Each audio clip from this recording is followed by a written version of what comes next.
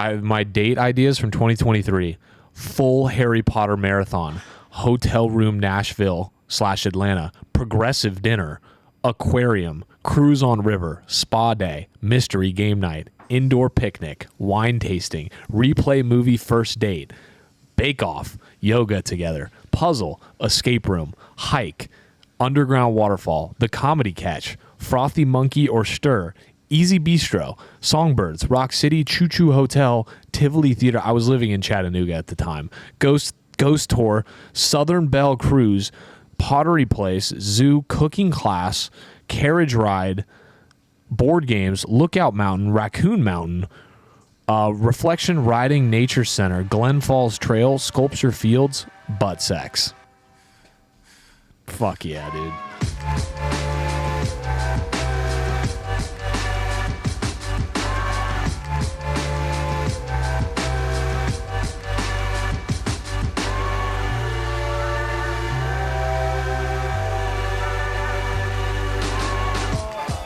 Welcome back to another episode of Around the Bar. Today, we have got the director of content for OpTic Gaming in the building.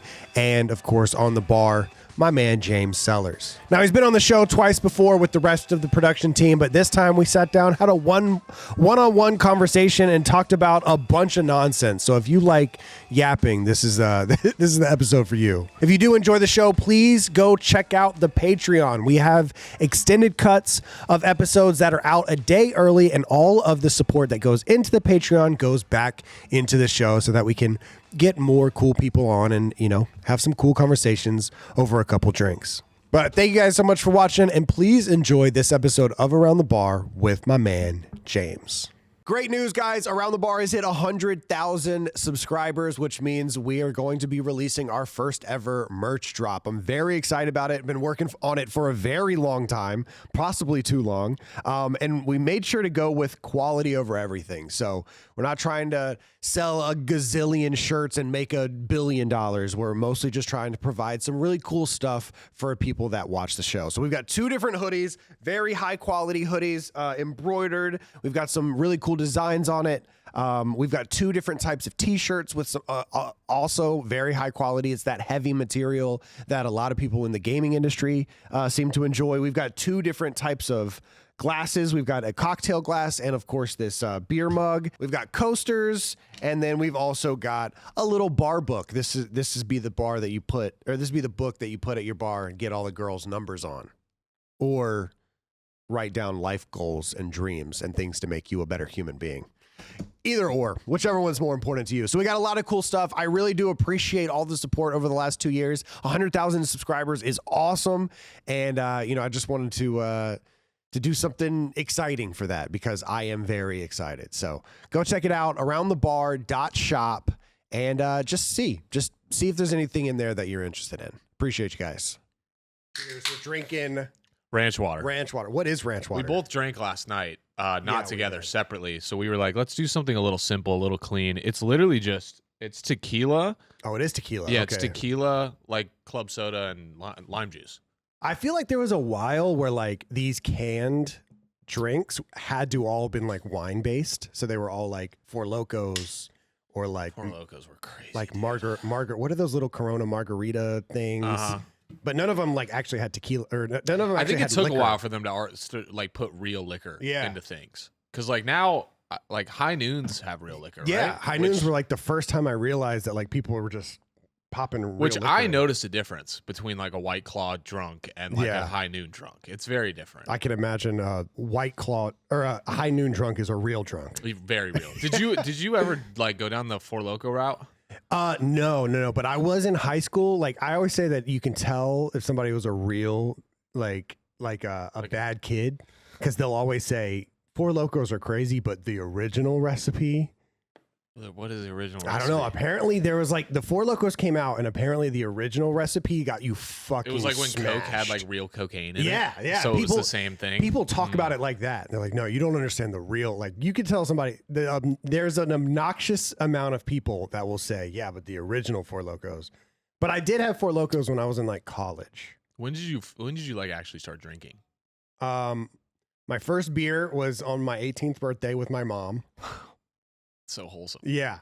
And then because I was going off to college. Actually, it wasn't 18. It was July 4th when I was 18 before I went to college. And then in college, I didn't drink for a little bit, and then I went to like a few little like dorm room parties and had. But my nothing mom crazy. had like a genuine worry that like I hadn't drank it enough by the time that I was being sent off to college. Right. So the summer of like high school to college, she was like giving you drink. Please drink, have friends over. Please drink, have friends over. Yeah, I think because she was just worried that like you hear these horror stories of freshman kids going right, and they go to their first like fifth miss where you're like everyone's walking around fifth with miss. You never heard about that? No, I never. Dude, I never saw a fifth. There was these like sororities or frats would have like a fifth miss where you and some girl would tape your hands to a fifth of alcohol, and you're locked together the whole night. And you can't leave or whatever until you finish the fifth of liquor between the two of you. And it's a co-ed. It's a co-ed thing, and naturally, like the guys are expected to just drink way more. Right. Well, there's got to be a bunch of peeing involved as well. So I would assume you have to go to the bathroom. There must be sex involved as well. I don't go urination to intercourse. Well, I was thinking that they would go, "Hey guys, we got to go to the bathroom, do the dirty." This would like be separate trips. Hold the fifth up.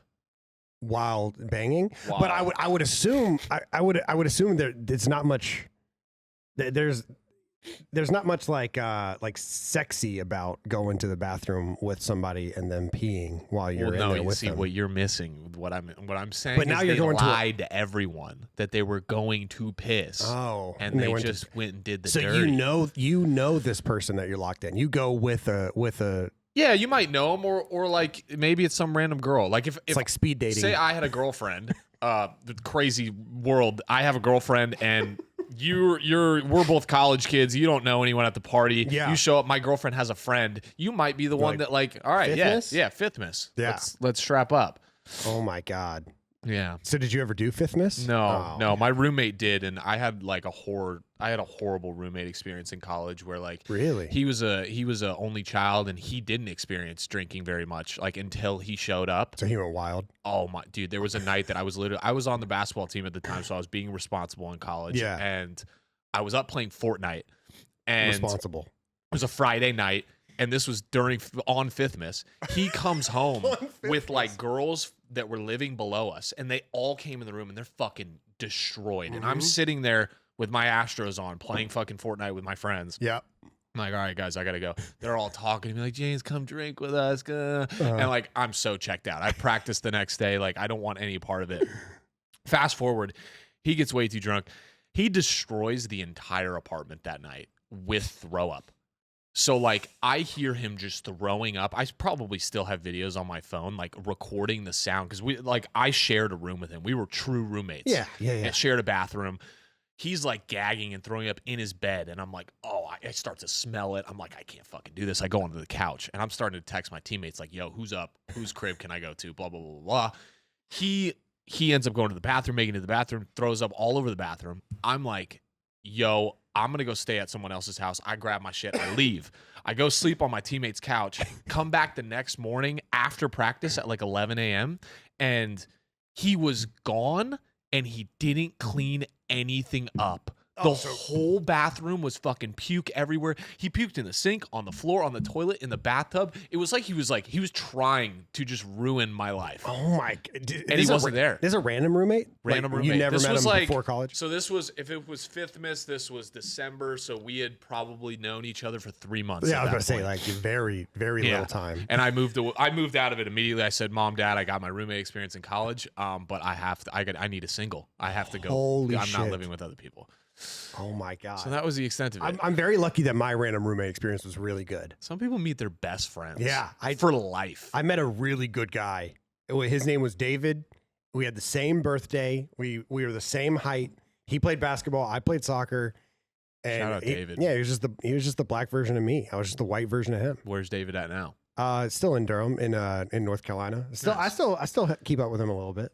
And he's we made music together. We rapped together. Oh my god. We have like songs out there somewhere in the internet. In the internet? Yeah. Yeah, no. I remember I told my mom, like, I think me and Brandon are gonna get along. And she was like, we'll see. Like she like kind of knew. And then I was just trying to be optimistic. Like, yeah, he's a cool dude. He played lacrosse. Fuck yeah. We're gonna have a fucking good time. It's my bro. No. What college you go to? I went to Sonoma State University in Northern California. It's up in Napa Valley. I went there. I got like I was like a preferred walk-on for basketball. It's Division II. I could have gone to some other places and like skipped out on the basketball side. I was really good in high school. Yep. It's so funny talking about sports now as like a 27-year-old. You start to sound like that guy where you're like, dude, I used to be so fucking good. I was the guy in the scuff house that was good at smooth competition because I was like the only one. Way more people watch that than watch my high school basketball game. So like I think that's a little bit cooler, but still. But I'm saying I was still that guy even in the scuff house where I was like how are you so good at wall ball for smooth comp? And I'm like, well, I played. You're like, I went outside like a couple times. 13 years of soccer. Like, of course I'm going to be good. And now it's at a point where it's like, I'm past that. Yeah. Now I'm the guy that's like, damn, how do I throw again? I'll always know how to throw. I'm just bullshitting. No, but I mean, I feel that. I can't really shit. I'm getting up there, man. Can't really talk about high school soccer like I once did. Yeah. So I was good in high school. I was really good. Made the newspapers. Was like a leading scorer or whatever. Captain. Technically. Yeah. Like I miss high school sports so much. That's same. It's another story, but I basically was a preferred walk-on where they were like, James, if you show up and try out, you will probably be on the team. Yeah. So I did that because I wasn't ready to say goodbye to basketball yet. Yeah. I didn't really play, but I was on the team-ish for like about 2 years. Right. And it was a great experience. Like I still participated, stayed in shape. I got in better shape. I was playing against fucking freak athletes that were way better at the sport than I ever was. Right. So like if anything, it helped me. I was still like a better player than I once was. Yeah. Have like lifelong best friends from it. Yep. But it got to a point where I was just like, I'm not gonna make the NBA. I should probably get some real job experience. Yep. And then I quit playing basketball, and instead of getting real job experience, I got hired at Saks Fifth Avenue, and I started playing like game battles all night. And that was my dark days. Saks Fifth Avenue to game battles is dark. Well, no, it was all at the same time. It was an outlet store, and I remember getting like phone calls at like 1 p.m. because I wasn't awake for like my shift. Yeah. Because I was just sleeping. I was skipping 8 a.m. classes. I had a semester that like I didn't go to anything.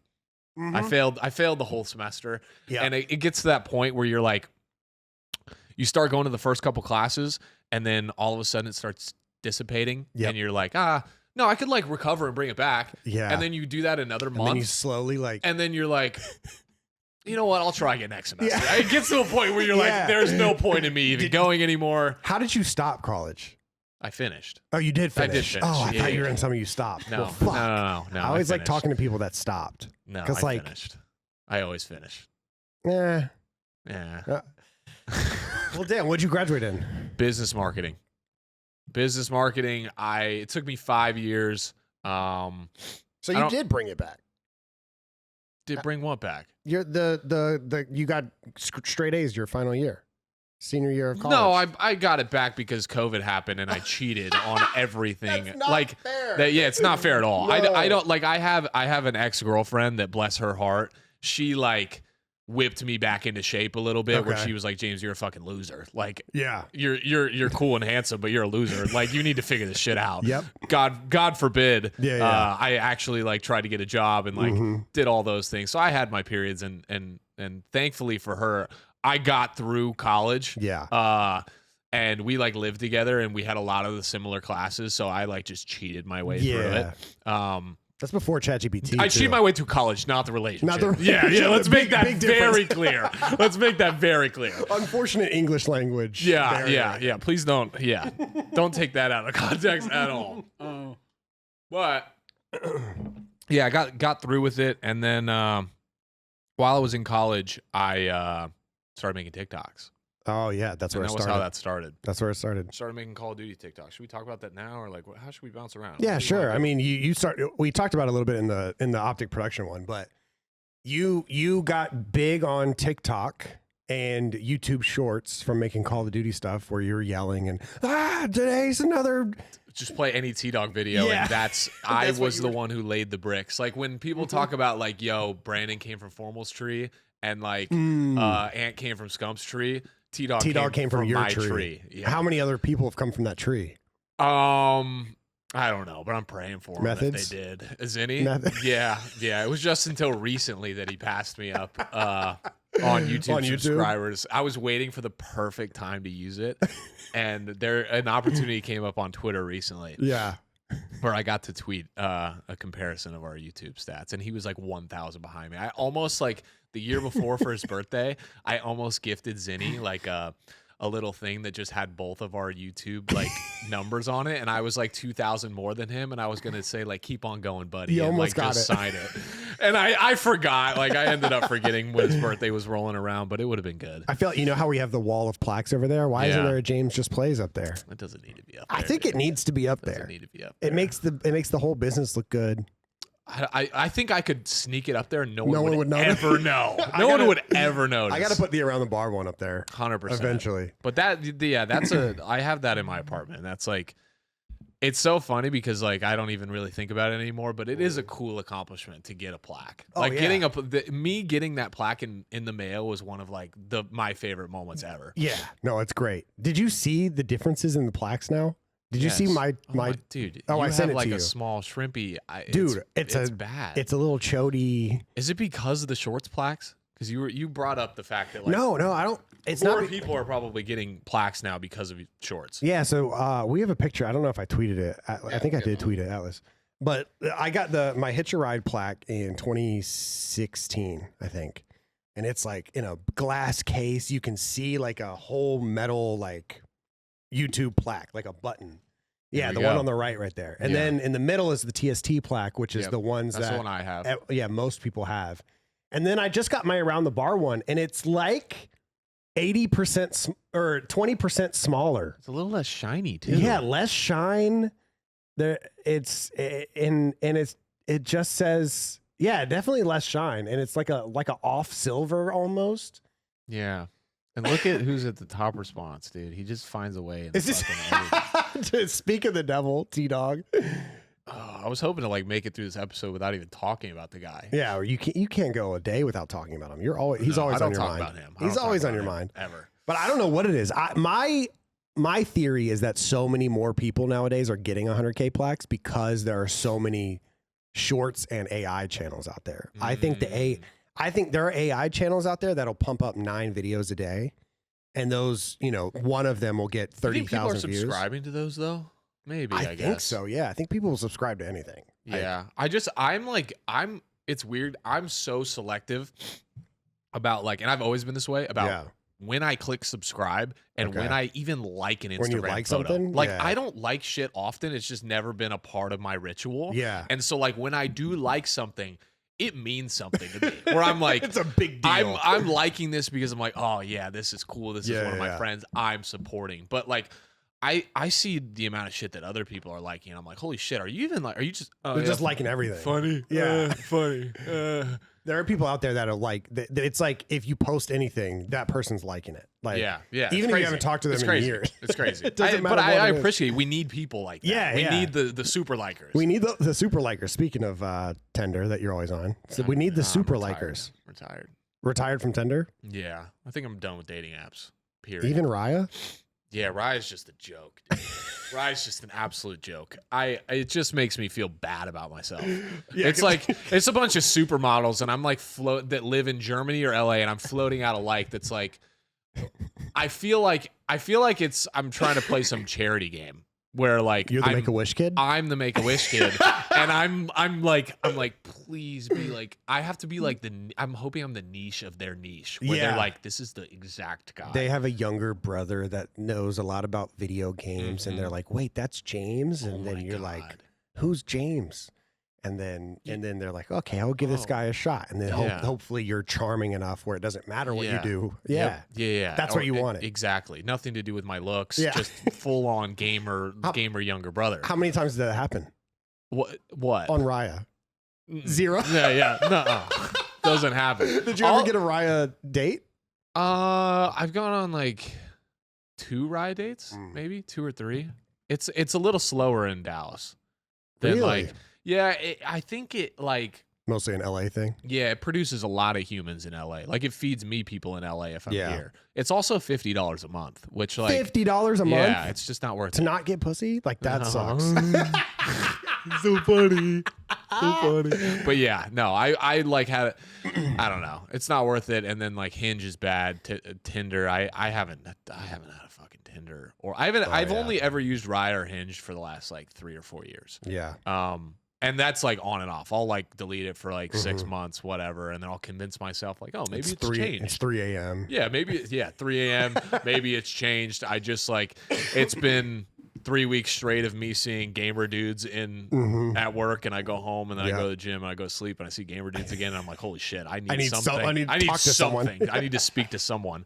And then I'll re-download it and I'll have the humiliating feeling of making my profile again, and then I see all the likes that roll in and I'm like, holy shit, get me out of here. So you remake your profile every time you delete re-download it? Because I delete it with conviction. I'm like, I'm done. I'm done with this shit. Oh, that sucks. That's a walk of shame on your phone. Yeah. It's like when you clear your porn history and you're just like, I'm never watching this shit again. Yeah. No, it's just like that. I've done that. Yeah, I've done that many times. Yeah. Raya made the news this week. I don't know if you saw that. I didn't see that. Do you know who Christian Pulisic is? Christian Pulisic. He's like the number one soccer player in the United States. Okay. He's like the captain of the U.S. team. Okay. He was dating this, like, I think she's in like because he plays in Italy. He's like in the Italian league. I think he dates like an Italian supermodel. Sick. And then he's been playing bad for like 4 months. Mm-hmm. People are like, what's going on? And then some people like did a deep dive into him, and they think it's because they broke up. He broke up with his girl. That's why he's playing is she bad. the pro golfer? Oh, is she a pro golfer? She looks like a pro golfer there. She looks good. Oh, yeah, she's a pro golfer. I thought she was a supermodel. I had never even heard of her. How funny is it how they word things? Pro golfer dropped the bombshell allegations in her Instagram comments it's a TMZ Sports. Yeah, so apparently she said that somebody said generational fumble, and then she said he was too busy on Raya than to be in a relationship. It's sad, man. And now people are like, no way he did that. But yeah, big day for U.S. soccer, big day for Raya, big day for pro golf. I mean, I think it's no such thing as bad publicity. Yeah. But yeah,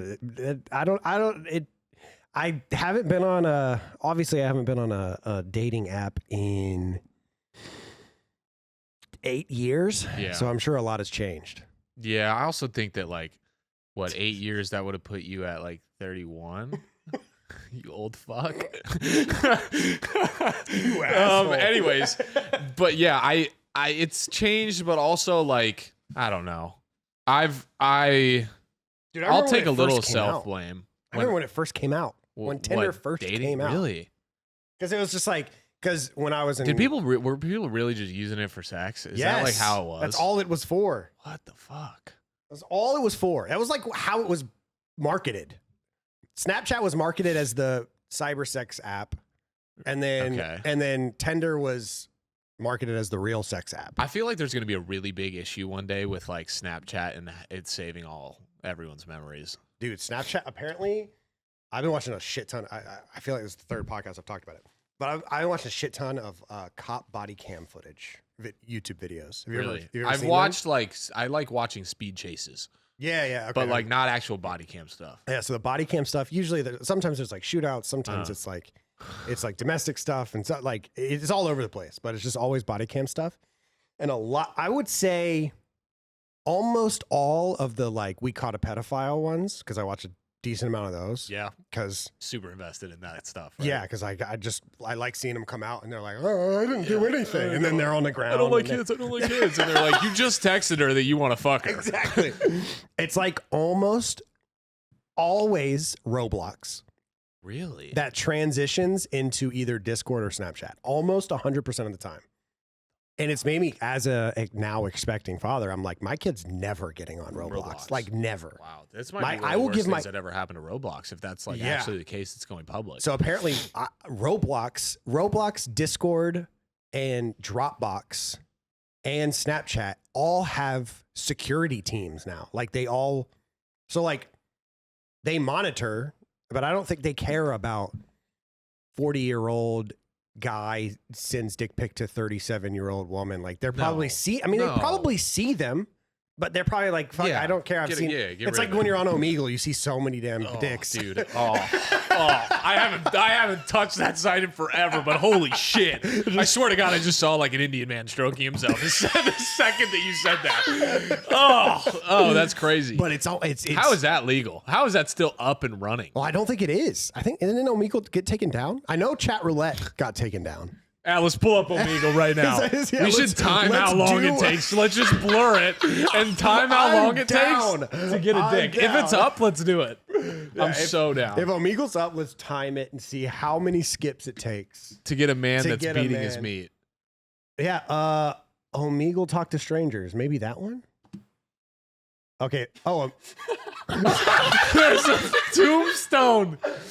Of all tyrannies, a tyranny sincerely exercised for the good of its victims may be the oppressed. It would have been better to live under Robert Barron's. What they the quoted fuck? C.J. Lewis in the beginning. The universe was created. This has made a lot of people very angry. For people listening on audio move. right now, we are on Omegle.com, and it is a white background, black text, and it is like a farewell to Omegle from the creator of Omegle is what it seems like. And basically, from my understanding, without really reading it, he is saying why, like explaining why Omegle was taken down. But yeah, Leaf, his name's Leaf. Wait, scroll all the way down. The creator of Omegle, Leaf K. Brooks, the founder of Omegle. Wow. So, well, we can't see a dick right now, unfortunately. That would have been a cool test. Damn, guys, that would have been a pretty cool test. Damn it. Fuck. Yo, pull a porn up. But yeah, I remember. I forgot why we were. Yeah, the people that do. Dude, there are people's sole jobs that their entire job is to find bad shit on the internet. I mean, like that. I don't know how I feel about that. They're just in warehouses in what I would assume to be cubicles, looking for murder and CP and like really bad shit on the internet, and that's their job. Imagine being that person. I don't know how I feel about that. Yeah. Because like my brain goes to like they're either getting paid a fuck ton and are like, all right, someone has to do this. I'm doing this for the better. Yeah. Or they like it and they enjoy it, and that's a little weird to me. I'm sure like cybersecurity, like farms, I think is what they're called. I'm sure they're background tested like crazy. Yeah, I would assume they would be background tested like crazy. Yeah. But yeah, like those body cam footage, it's almost always like an anonymous tip was left to a police station about an IP address where they found Dropbox links or they found Snapchat links that are. It's scary, dude. It's a scary world, bro. I think, and obviously, like you're about to be a dad, so I'm sure this is hitting you like, immensely hard. But I have these random realizations that like I've lived a pretty good life. Yeah, and like if your worst days were you working at Saks Fifth Avenue, then I would say. I wouldn't say I wouldn't go that far, but I've lived a pretty good life. I've been blessed in a lot of ways. Yeah. I haven't experienced a ton of loss, which I'm super thankful for. Yeah. And I have this realization of like, holy fuck. First of all, I'm eventually going to lose my parents at some point, which is going to suck. Yep. And that's still like on the timeline of things that will happen. Yeah. And I'm going to have kids, hopefully, fingers crossed, knock on wood. I'm going to have kids. And then I have to protect them from everything. You have to keep them alive.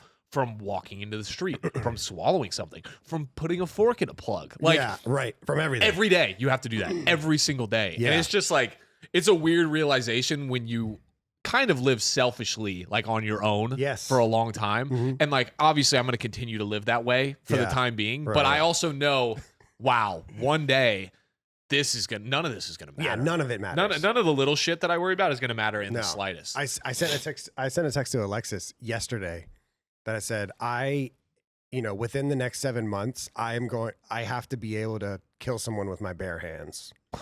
Yeah, because like buy a gun. that could probably. Like, yeah, I mean, I guess, but like, Like if I'm at the, if I'm at the pool, like a lot of this stuff is like a girl will come up to their mom and be like, "Hey, this guy grabbed me," and then they call the cops. The cops show up, and then they explain everything. They go and grab the guy.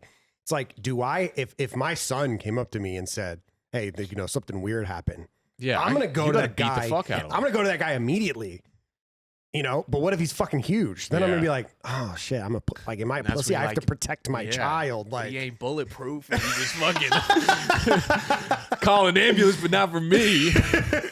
But I never in my life had to think that way. Yeah, it's scary. What are you most worried about?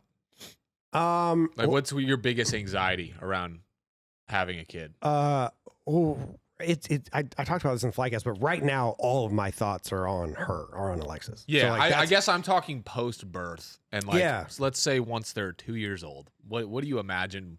Like, do you think about that, or maybe the worries aren't even there yet because you're just taking it a day at a time? My worries aren't there yet. Like, yeah, that makes sense. I think I think bringing this kid into a pretty good atmosphere, I would say. So I'm not too worried about it, but it's just those little, because I would say almost every single situation that I see on these outlandish things online, like on these videos, it's always like there was something wrong in the first place. Like if there's this kid that went out, like a 17-year-old kid went out and like shot 5 people and they're running him down. Yeah. They go into the house and you're like, oh, like, it starts somewhere. Yeah. Like, they're not walking into like a beautiful crib and he was just like won a Fortnite game and was like, all right, time to go do this. Right, like it wasn't just a random thought. Yeah. I also think that like you see those scenarios and it's obviously not always the case, but like these will be in fucking towns and like bumfuck wherever. And it's just like,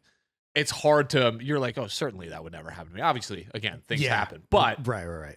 Yeah, we're in Frisco. We're in a pretty safe place right now. We're in a pretty good place. Even though I was watching one yesterday, and it was in the literal town that Alexis and I live in. What's the craziest thing that ever happened in your like little town? Like if your town was known for something really crazy or bad happening, is there anything that like sticks out? There was a girl went to George's school, so like right down the street. She got in trouble. Like I think George was like, I had class with her. She got in trouble, got taken out of her high school in the middle of class. They interviewed her and her mom because they found her dad's severed head in a freezer in their garage.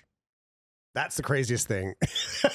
That's the crazy. Holy fuck. Also, unfortunately less crazy, but my PE teacher went to jail for 6 years for hooking up with one of the volleyball girls.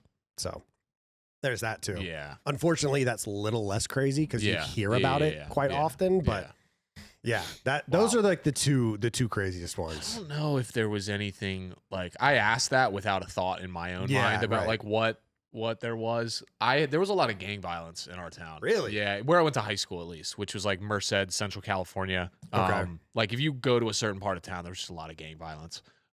So like people were getting shot, people were stealing cars, people were doing this and that, but like anything that was like insane, I don't know. Nothing too crazy. Alice, you got anything in San Antonio? Oh no, something came up. I don't know. Nothing too crazy. So I'm originally from Colorado, and unfortunately, there's like a bunch of like tragedies that happen in Colorado, like shootings and shit like that. So like, I'm not gonna. You're not gonna open that can of worms. Like, I got you. No. Okay. All right. Cheers to that. Cheers to that. Yeah. Yeah, not good. Alice just like, everyone just got their heads blown off. I don't really know. It was actually a really rough childhood. It was a really rough childhood. Thanks for bringing it up, though. I walk out left, boom, headshot. I don't know what's happening to these people. They're just dropping. They're just dropping. Alice is crying behind it. He's crying. Yeah, laughing. He's crying. Yeah. No, not laughing. He's just crying. We're making fun. Tears. We're making fun of his childhood. Yeah, no, sorry. I apologize for that. I apologize. Where the fuck were we? Do you miss California? Yeah, I mean, I was just there this last weekend, so that's a tough question. I do miss California. I think that I don't know. I'm at a point in my life where like, my job enjoyment and being here is a huge like plus in my life, and it's what's gonna keep me here. It's what I'm most thankful for. And so like when I think about like moving around, it's really difficult to have that thought because of how much I like my job. Because like, do I love Frisco? No, not really. Right. Frisco's meh. Dallas is a little bit better. Yeah. Just because like I'm 27, I'm single. Would I have more fun downtown? Absolutely. Would I have more of a social like life? Absolutely. Yeah. That's not the case. So like, it's more so of like I have to make amends with where I can. Okay. And like again, I do love this shit so much that like the thought of like moving anywhere kind of like I'll think about it and I'm just like the issue is that comes with I got to find a different job, which like it's not what I want to do right now. I don't know. I would absolutely move back to like Southern California. I would love to live in New York for like a year or two. Oh, okay. New York, dad's from New York, huge Yankees fan.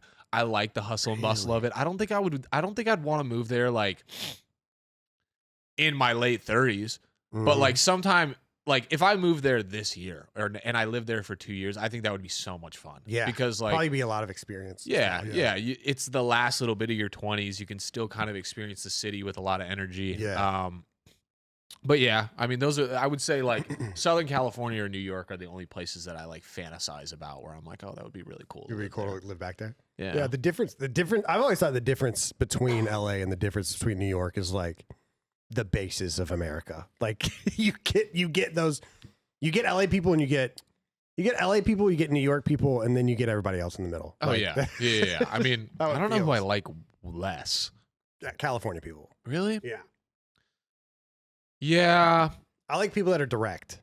They could be directly a dick, directly a douchebag. Everyone in California is just like dick riding each other, but like lying and then talking shit about their friends. Like I'm dick riding them, but I don't actually fuck with them. Yeah. So like, yeah. It seems like New York's the place to go and get shit done. Everyone's trying to get shit done, and it seemed like it's LA's weird though the because place. like Zinni's more of like California type.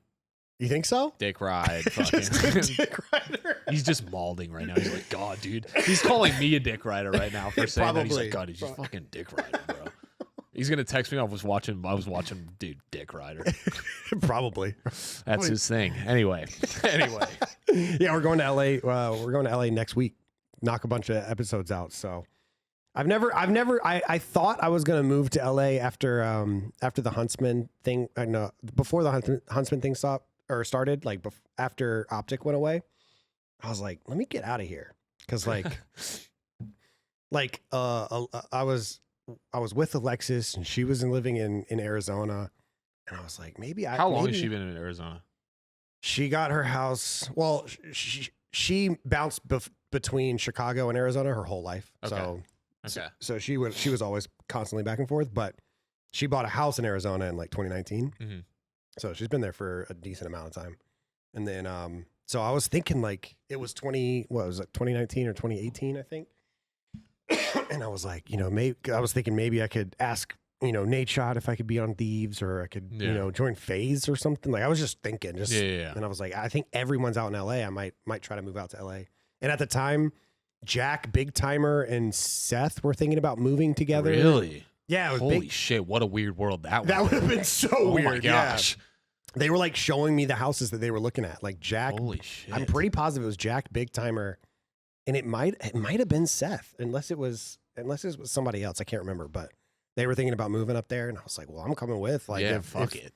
I need to experience LA, and then now I mean I don't know if I wish I would have. Yeah. Because I definitely wouldn't now. Yeah. Like I think I hit a certain point where I'm like, oh, I don't want to be in LA like that. Yeah. It's even a strange enough place to visit, I think. Yeah, yes and no. It's tough because like I was born there and I lived there for the first 11 years. So it like feels a little homey. And then like we have weekends like I just had where we went down for Blake Page's brother's birthday. Yeah. And Thursday night we landed and we went to like a rare beauty event. Right. And so like there's always some shit. That, and then the next day, I don't know, we were kicking it around. We saw some friends. The next day we go on a yacht in Newport. And it's like, of course I'm gonna come home from that thinking, what the fuck am I doing with my life? Yeah. I need to be in SoCal. What am I doing in Frisco? Yeah. There's nothing but the Toyota Stadium. I still had to like try and pry Raj to get out of the house. In LA? Yeah. Damn. You piss me off, bro. I mean, you would probably have to pry me too. Yeah, now that okay. I think about it. It's okay. I think about it. Yeah. But like when you do go to LA, you just have no idea what's gonna happen. I think when you're here, you know what's gonna happen. Like you know your life. You know predictable, which is good for some people at different stages in their life. Like I think if I meet someone and I meet my special person in the next 24 months, like I could see myself loving Frisco. Because the second my life slows down a little bit, then it's like, oh, this is great. I have a job that I love. I have a beautiful woman that I love. Oh, or man, we won't discriminate to the man. Where were we? You have good friends around. Good friends around. Good job, wife, whatever. Let's have kids. Nice place. Yeah, you just start thinking about other things. Yeah, that's kind of how I feel too. So if that happens, like that'll drastically change all these like fleeting thoughts about like New York and this and that. I think I think kind of the same way you're talking about like California is kind of how I am. Like I still feel like I'm a Carolina kid at heart. Like that's just where, like, if I think like what is actually home for me, it is North Carolina, but I don't have any motivation to go back and like live there. You know what I mean? Like you also start punching numbers and it's like LA is fucking expensive. Oh yeah, fuck that. It's like signing up to get like demoted. Yeah, basically. Next week's expensive, and we're Airbnb. It's crazy. It's crazy. But people that love California love California. They just fucking love it. They can't get enough of it. So what's your new position? I think I already asked you this in the last one, but we're a little deeper into it now because like at that point Raj hadn't really left yet and moved. I got to think about how I deliver this because I was thinking about this before we started rolling, but like I am always like, oh, dude, people don't give a fuck about like they do. But that's the thing. It's like how I was like thinking about it beforehand, and I was like, if I didn't work here, at a certain point, I watched your eavesdrop, and I watched Raj's eavesdrop, and I watched Matt Craig's eavesdrop because like it is interesting. Like everyone's at a different point in their life, and being able to like look at it from a lens of like, okay, some people will appreciate or be interested in whatever that is. So what are we asking? What's the question? What's on your LinkedIn profile? I technically it's director of content. Director of content is the title. So you could technically fire people. I think so. I don't know. Fuck yeah. I don't know. I don't know. Go fire someone. No. Well, I don't really think that's how firing works here. You can't go to Hector and be like, I'm firing Matt Craig. Yeah, no, I don't think that. I mean, if I gave him the right reason, he might be like, all right, bro. I think Hex kind of fucks with that. I think Hex would kind of fuck with that. Yo, Hex, I'm going to go fucking fire this dude. He'd be like, fuck yeah. Like, why? Why? But like, fuck yeah. Like, that's some fired up energy right there. Yeah, he would love that. But no, I mean, I think like, it's so weird to think about my role here because it's kind of just like flexed and evolved over time, and it's like, how would you describe what I do? It seems like you're in charge of like all things production that's not documentary and not podcast. It seems like anything else that goes up on the channel, like you have a majority of. Yeah. I would say everything is like in collaboration because we obviously have other people. But it's like trying to drive the conversation and like push the narrative and be creative about new ideas that push us in new directions that like we haven't been before. For example, like the news type shit. Like that's an example of something that like is just an avenue that we haven't gone down before. Mm-hmm. And like I was a fan. I was a huge fan growing up. Yeah. And so like of OpTic. Oh, of OpTic. Yeah, of OpTic. And I think it's trying like I think that helps in a lot of ways. Yeah. Which obviously you can speak to is like when you were a fan, it's easy to put yourself in the shoes of like our fans. Yeah. And like also try and like push the narrative in ways of like, okay, if I was a fan, I would be excited about this. Like a lot of times I'm trying to put myself in the shoes of them of like, how can we make them excited about what we're doing? Because a lot of times like I think the final product's there. And there's just so much on the internet nowadays, and attention spans are so like tiny and small. I do think you have to go the extra mile now to make people care.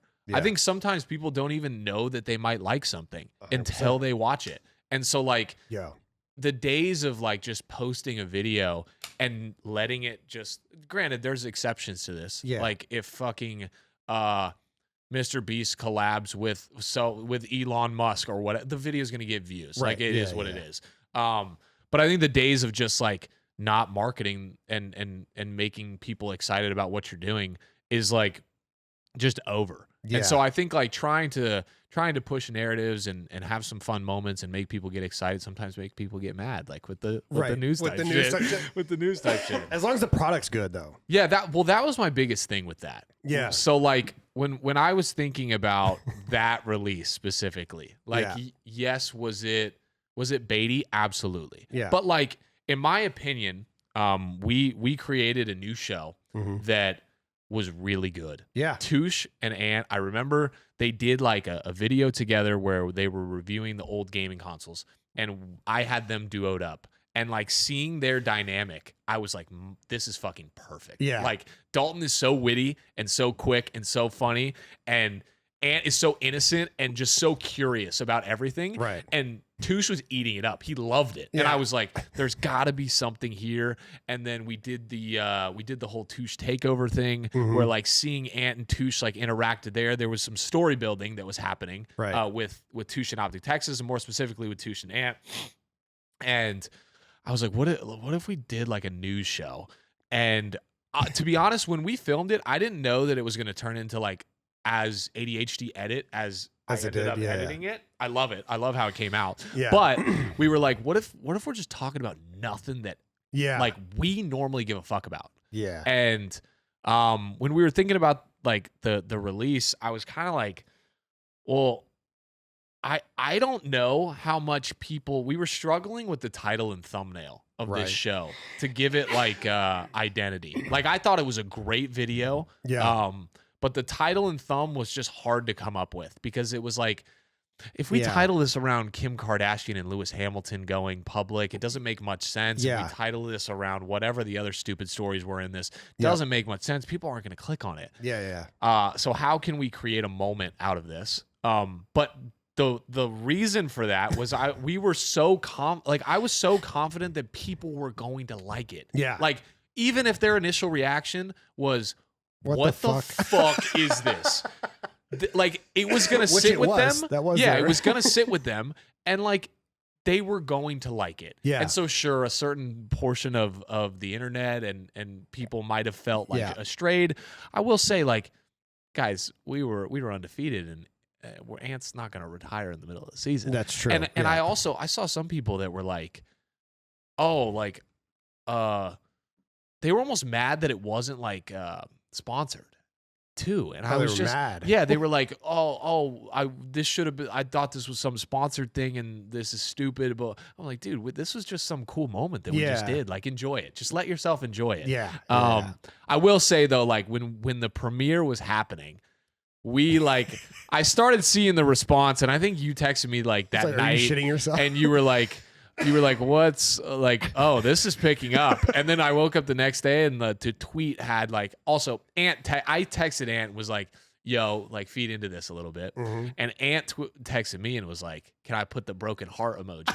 And I was like, bro, if you want, but holy fucking bait. Like I knew what that was going to do. But at the end of the day, like if Ant wants to bait, I'm gonna let him bait. Like who am I to say that he can't do what he wants to do with that scenario? And like, it's also good because at least he buys into what's happening. Exactly. It automatically brings him into it. It brings excitement around it.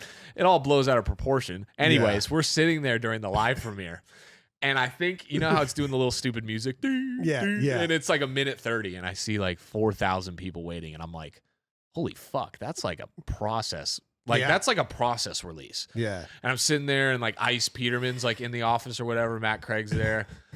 And I'm like looking over, and I look back, and there's like a minute left, and there's like 8,000 people. And I'm like, oh shit, like that's a lot of people. And then not even kidding, I like look back, I'm mid-sentence like saying something to Ice, and I literally stopped talking mid-sentence because it refreshed and was like 19,000. And I was like, I was like, oh my God. You're like, oh, that was shit. that might have been when I texted in the group chat too. Like, wait, maybe we went too far. I don't know what the last time we had 20,000 viewers for a video premiere was. Yeah. It was probably a process. Like probably Raj's process. Yeah. But all I'm thinking is like, all right, there's 15 seconds left on this counter. They're about to get slammed with Touche saying Lewis Hamilton and Kim Kardashian have gone public with their relationship. And I'm like, oh, we're so fucked. Like, we're so fucked. 20,000 people have no idea what's coming. Technically, though, we didn't lie about anything. We said news. It was always the news. It was the biggest news. Also, you responded with a super baity tweet, too, that was like, it very much played into it being sarcastic. Oh, it's the news. I'm surprised more people didn't catch it. There was one guy in the Reddit that was like, yo, what if it's a news show where OpTic covers like everything and Ant and Touche or Ant's covering the news? Yeah. I was like, like, oh, this guy. Nah. Yeah, that was Alice, actually. He was the one that said it. Oh, man. Yeah, it's what a show, though. Just Yeah, the fact that I remember you coming up to me and you were like, let's do it. Like, I think we're going to do a show where like Touche is an anchor and he's in on all of the stuff and we just let him do his thing. But Shotzi's his co-host that doesn't know anything about what's going on and let him just like. And it worked perfectly. Yeah, like there is not much direct. Like we put together all the stories and stuff in the segments, but like once we start rolling, they just fucking they let it fly. They let it fly. What an interesting duo. Oh, it's a beautiful day in the neighborhood. I mean, here on the podcast, because Factor is back supporting the show. We have talked about Factor many, many times before, and many people have given me tweets or comments or some sort of contact and said, hey, I appreciate all that you've done for giving me a little bit of a discount code for Factor because the meals are so great. Factor is a meal preparation company that has everything that you need in order to eat nice, to eat healthy, and have like a convenient way of eating as well. A lot of great things coming out of Factor. Factor has meals built around your goals, whether that's weight loss, overall nutrition, more protein, GLP-1 support for strength or workout recovery. Check out Factor's Muscle Pro collection. If you're trying to get ripped like Maniac is and you're continuously failing year after year, even though you're trying as hard as you possibly can, maybe it's the diet that needs change and you need to check out Factor's Muscle Pro collection. Of course, Factor is fresh, never frozen, over 100 rotating weekly meals, including globally inspired flavors like Mediterranean and Asian, so there's always something to look forward to. It is very convenient. I'm talking about 2 minutes, you pop it in, you hit the nuke button, and now you've got great meals right in front of your face holes, so you can stuff it on in there like you need to. It's very convenient. And not only is it convenient to heat up, it's convenient to order. I've talked about it many times before. Factor, you download the app. I have it right here on my phone. You choose whatever meals you want for the week. They ship it right to your door, and then you can plug and play based off of what meals best fit your needs and your taste buds. I ended up like fine tuning it to just like salmon and chicken. Like I was eating pretty healthy whenever it was coming to my doorstep every single day, every single week. It's very easy to do. You can also try the newly launched ready-to-eat salads with vibrant ingredients like elote, corn, and miso, edamame, plus 70 plus add-ons to round out your nutrition from green juices to peanut butter energy bites. Also, we're giving you a half off opportunity. Half off. Head over to factormeals.com/ATB50off and use code ATB50off to get 50% off and free daily greens per box with new subscription only while supplies last until September 27th of this year. See website for more details. Again, factormeals.com/ATB50off. Use code ATB50off for 50% off. Thank you so much for Factor Meals. Enjoy the rest of the podcast. But yeah, in terms of the job, I guess it's all over the place. Like I think what's made me successful in this here at OpTic to an extent, and like I think what would make someone successful who was like newly coming in here. I think being a Swiss Army knife and like just being ready to take on challenges and like not like you're never gonna have it all figured out. And there's a lot of things that like I've done here that I was doing for the first time ever. Where like I didn't know what I was like. I never would have known that I was good at directing or doing this or that. It was nothing that I did before I came here. I got hired to help out with short form content because that was like my thing. That was okay. And then over time, I like took responsibility of a couple of our early like videos 3 years ago that was like the Gestas, and like I planned it all and did the this. Silent library. The silent library. And these like I had never made a long form video on my own channel in my life. And so like these are things that like I'm given challenge where like Roger and Matt give me a responsibility and I was doing my best in the moment and it worked out.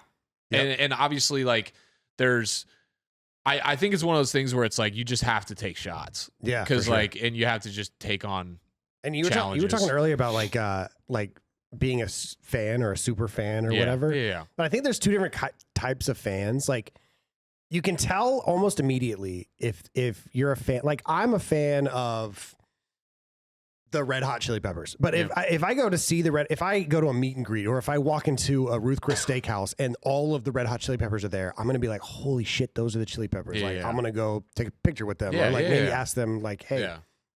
And then I'm a fan of like ECU football or OpTic, you know, back in the day. And it's like, I'm a fan where like, I would want to help them. I would want to help whatever I'm a fan of excel. Yep. I don't want to just be a fan. Yep. And you can very much tell. Like there are people that'll come up to me at events and they'll be like, hey, how do I work with OpTic? I want to be around OpTic.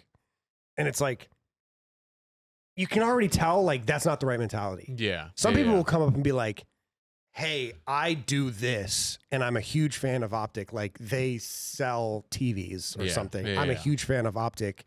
I have this lot of TVs. It's $100,000 worth of TVs, but I know a way to get it for 20 grand. Like, yeah. There's some thought that's put it's into like, it. I know you guys need this. Would you like this? Like bad example, but you can always kind of tell. And so like, I think there's a curiosity of people that, you know, if you tap into that, like you can tell before hiring someone, like if they want to push it forward. And it is kind of a thin line sometimes because I think Hector hired people early OpTic that was in that other camp where it's like, and I don't even know if you would know who these people are because it was so long ago, but he hired people and then he was like, well, fuck that. I'm not going to bring players to join OpTic, or I'm not going to start a new OpTic team because then they're just going to want to be on OpTic just to be on OpTic, not to win championships, not to, you know, push whatever part forword. And I don't know. I think it's a big, I think that's a big. Well, you know what's funny? I would be so curious if Hex remembers this, but there was so my like context of meeting Hector was I started working at Deserto. Yeah. And before literally the day that I accepted the Deserto job, me and Mike Kent were going back and forth about like, oh, you should come on, and then he ghosted me for fucking 2 weeks. And I had to go back to Best Buy because I was like, this Deserto shit's not gonna happen. Damn, dude, Mike. When I tell you depressing, when I had to go back to Best Buy and tell them like, if it was Saks Fifth Avenue, I mean, it was the outlet store, but it wasn't even the real store. Anyways, we were figuring it out still, and then it finally came around and Mike was like, "Yo, I'm coming to Monterey to film this thing with Hex. We're going to his farm." Okay. And for the Pine Park. Yeah. Do you want to come take pictures? Because he knew that I was like a fan of OpTic, and he was like, "Oh, you can meet Hex, whatever, and we could kind of talk about what your role is going to be at Deserto." And I was like, fuck yeah. Okay. Absolutely. Quit Best Buy again. Yeah. Quit Best Buy again. Drove down. And then my like goal there was I was just there to take photos of Mike and Hex and them doing their thing. They were filming whatever. And I was just taking BTS photos. It was a chance for me to meet Mike, and then Ken Olsen. Is his last name? Ken Olsen. Yeah. Ken Olsen was there. So I met Ken and then met Hector, and Mike like introduced me as I had already been working for them. For like ever. He was like, oh, this is James. He's our short form goat, like huge TikTok guy, blah, blah, blah, blah, blah. And that's good. I don't really remember what, I don't really think I talked to Hex at all. Yeah. Really. I met Josefo. Okay. And then fast forward, I think like a couple months, maybe. I don't really remember the timeline. It was less than 3 months. But Pine Park held a event that was like they were doing some collaboration store. No. In like San Jose, which was like 2 hours from me. Okay. And Hex was going to be there. And I was like, oh, I'm going to go take photos and just like pull up and I'll do some stuff for Deserto because Mike told me that this event was happening. Right. So I went to that and I pulled up to take photos, was just taking photos and meet and greet. Hex like recognized me, so said what's up, but I was like, oh, what's up, blah, blah, blah. Kept it like, before I ever went to the first time of meeting Hector, Mike was like, one piece of advice for you. Again, I didn't work the day yet. He was like, don't fucking fanboy around anybody in this whole industry. He's like, Hector, fucking nobody. Don't ever fanboy. One of the best. I don't think I'm the type to have done it anyway. I don't think but it is some of the best advice that someone could have when it comes to anybody in this industry, in life. Just hold yourself to a standard where it's like, hey, you're a person, I'm a person. Yeah. Let's be real about the way that we operate. Let's be friends. So Mike gave me that advice. And then went to the Pine Park thing. I hung out a little more with Josefo, like during that. Okay. And then I pulled at one point, I was like, I gotta say something to Hex or whatever. Yeah. And I was like, I have literally no idea if he remembers this. He remembers weird shit, so I feel like he might. He might. I was like, yo, Hex, do you mind if I ask you a couple questions? He's like, yeah, of course. And I was like, I was like, I'm about to start next week at Deserto. Like, I obviously want to have a future in this industry. I've made like TikToks and done this and that. And like, what advice do you have for me? And he was like, if he had, there might've been a little combo in between, but he was like, if I like snap my fingers right now and you got like your dream job, what do you want? What do you want to do? And I was like, work for you. Oh, really? I swear to God. I said, work for you. And he was like, what are you going to do for me? And I was like, you didn't have an answer? I didn't have an answer. Damn. And it goes into what you were saying, though, where people like don't know how they're going to provide value to something. And at the time, I didn't know that answer. He was like, are you going to be an on-air talent? Are you going to be like, are you going to be a creator? Are you going to be on? I didn't know at that time. I was making TikToks. I was about to do on-camera stuff for Deserto. I never produced a fucking video in my life. Yeah. Like, I didn't know what was happening. But I do look back at that and like me not knowing how to answer that absolutely was a huge part in like, eventually learning and getting to where obviously I am today. And I mean, it's a testament to like knowing how you're going to provide value makes you just so much more sellable to anybody, to OpTic, to any job that you go to. I think you can like be amped up about an opportunity, but like actually having a vision about like how you can provide value is important. And I didn't know that at the time, which it was good. I think I kind of struggle with that too. Not so much as like provide value. I think I can provide value just because I'm like I think I'm like a hard worker and I like to help, you know, but also like I am very guilty of trying to put a bunch of different eggs in a bunch of different baskets. And I've always like, if you went up to somebody who relatively knows about OpTic, like if you went up to a Apex player that knows about OpTic and you said, what does Hitch do? They could say anything. Anything, yeah. So they could say, yeah. He does off-season. He throws those like smash. He's a smash guy. He's the guy that throws. He's the guy that makes the documentaries, right? Yeah. He's one of the camera guys. Oh, he's the guy in the podcast. Oh, he's the one that throws tournaments. Oh, he has that whack fits. He has that dressed like an idiot. He has a guy that raps on stream, right? Yeah. It's like he tweets about music, right? Yeah. He talks about J. Cole. Yeah.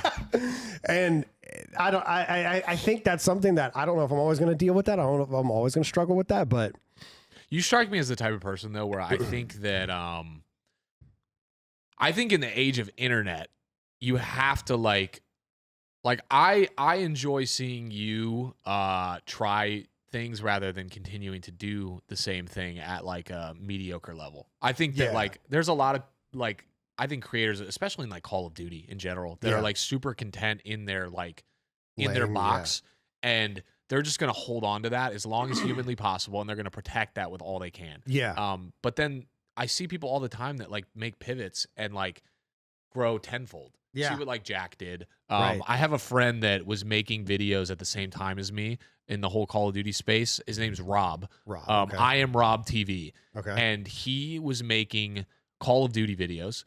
And I think they were a little worse than mine. I don't know. You were Yeah, the guy. of course. I was the guy. guy. And Rob was making videos too, but we were around the same level. We were gassing each other, supporting each other. And then finally, this dude was like, dude, fuck COD. Like, this shit sucks. Like, I'm tired of these stupid-ass Warzone updates. I'm tired of making these class videos. This shit fucking sucks. And I think he took a break for a while, and he was like, I think he decided, I'm going to make a platinum YouTube video.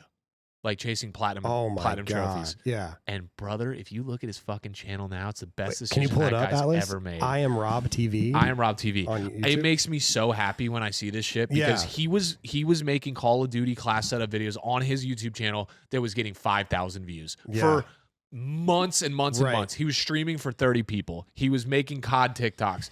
Go to his channel. That's him. Shit. And then like sort by most viewed. Almost. This is not my niche of the internet. I've never even watched one because they're so long. They are long. But like 2.7 billion 2.7, views, 2.6, 2.4, 2.3, 1.6, 1.8. And he's got, I think he's got 2 kids, a great wife. And like, I just see him now thriving. And it makes me so happy because it's an example of someone who was like, dude, fuck this like middle of the ground area. I'm just going to try something new and kill it. Yep.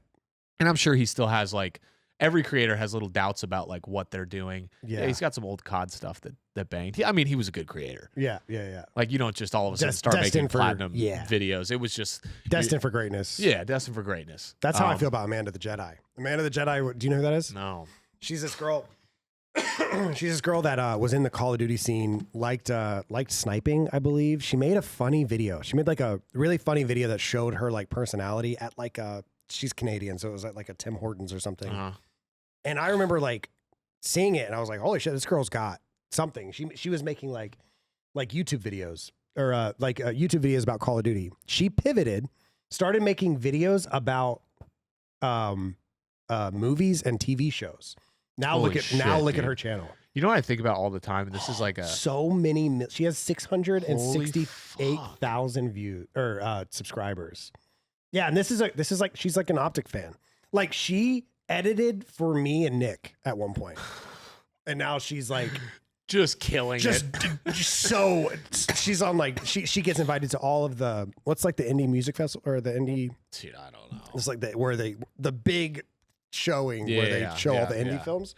She gets invited there every year. She goes to premieres and like reviews movies and love it. Yeah, people. I love seeing people pivot and like actually like make it because I feel like it's one of those things where it's like everyone's like they think about the jump and they don't want to take the jump and then you see someone else take the jump and they're like fuck yeah like good for them. Are you gonna do it? No, I'm not gonna do it. But like good for them. I love seeing someone take the jump. Are you guilty of that?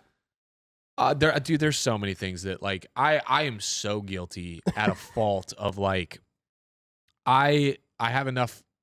Like, I'm confident enough to where, like, I think that I know how to make YouTube videos. Yeah. I know how to make YouTube videos enough to where I can do it for for the greatest esports organization of all time. Hell yeah. You see that, X? He was watching that. He was one of the... He either nodded his head or went... He's a fucking idiot, bro.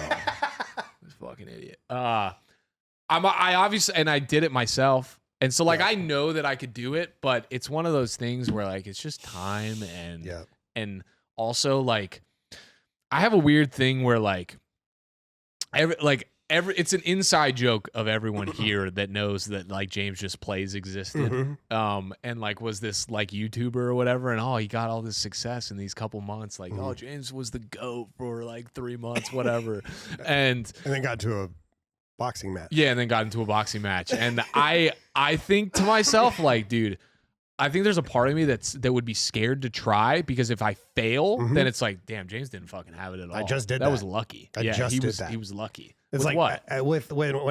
Whenever TST stopped, like obviously I put all my effort into the show, but I am also like trying to prep for to do something outside of COD, like on my personal content. But in the meantime, I was like, maybe I'll vlog again. And then I really like music. Maybe I'll make, people really liked this like album video that I was making. I was like, maybe I'll try to do like music stuff. And it was so much effort to like try to make album reviews or like react to videos. And you got to stay, dude, so much music drops every Friday. Yeah. There's like 15 albums that drop every Friday. It's ridiculous. And I was like, I don't think I have it. Like, I like music. I don't want to make it. Yeah. I don't want to do Amanda the Jedi, Yeah. you know, what she does with films to do with music. I don't think I have it. 100%. I mean, it's there's so many things like that too, where I'm like, I think, oh, I could go down the fitness route. Like, I don't think I would ever do gaming ever again. Like, I don't think I could ever do, like, I don't enjoy playing video games anymore enough to like ever make Call of Duty videos again or ever do gaming shit. Like, I could like do a fitness style vlog, this, do that, blah, blah, blah, blah, blah. I could probably do like some sort of, like, I think it would be like mini docs. Like, I think I could script good mini docs on whatever. Just cause like I have a decent enough understanding of like a YouTube video and title and thumb. Like, I think that I could, if I paid an editor enough that could supply with the right B-roll, I could script a really good mini doc about anything. Yeah. So there's those things, but like, I mean, I don't know. Yeah. It's the $1 million question of I could do this and I could dive in. How often do you think about it? Going back to being a creator? Let me go take a piss and then I'll give you that answer when I'm back. Right. I was sitting here squirming. I had date ideas in here too. Your date ideas.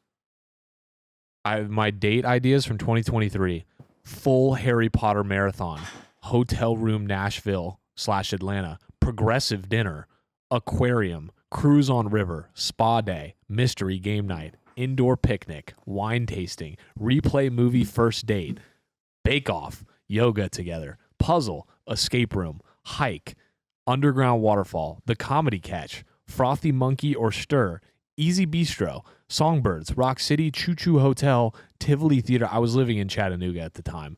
Ghost tour, Southern Belle cruise, pottery place, zoo, cooking class, carriage ride, board games, Lookout Mountain, Raccoon Mountain, reflection riding nature center, Glen Falls Trail, sculpture fields, butt sex. Fuck yeah, dude. Yeah, I looked at my notes app because we were talking about touches, and I was like, I wonder if I have anything in here. And I had 25 inspirational quotes that were just sitting in there. Did you have anything good? They were all kind of bangers, to be honest. I also had like a date ideas thing. Date ideas that were just in my notes. They were like, half of them were good. The other half were like really niche because I was living in Chattanooga at the time. Tennessee? Yeah. You lived in Tennessee? Yeah. Ex-girlfriend during COVID. The same girlfriend that got me through college. Got you through your worst times, and then you left her? Okay. We're not positioning like that at all. Oh, okay. Yeah, that's crazy. Oh, I didn't know. No, it's okay.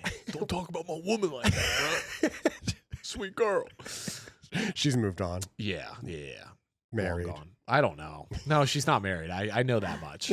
That day hurts. I actually thought we were cool, which until recently, apparently we're not. We're not she like cool? removed me as a follower on Instagram and Nice. unfollowed me. But like for a while, we were mutuals again.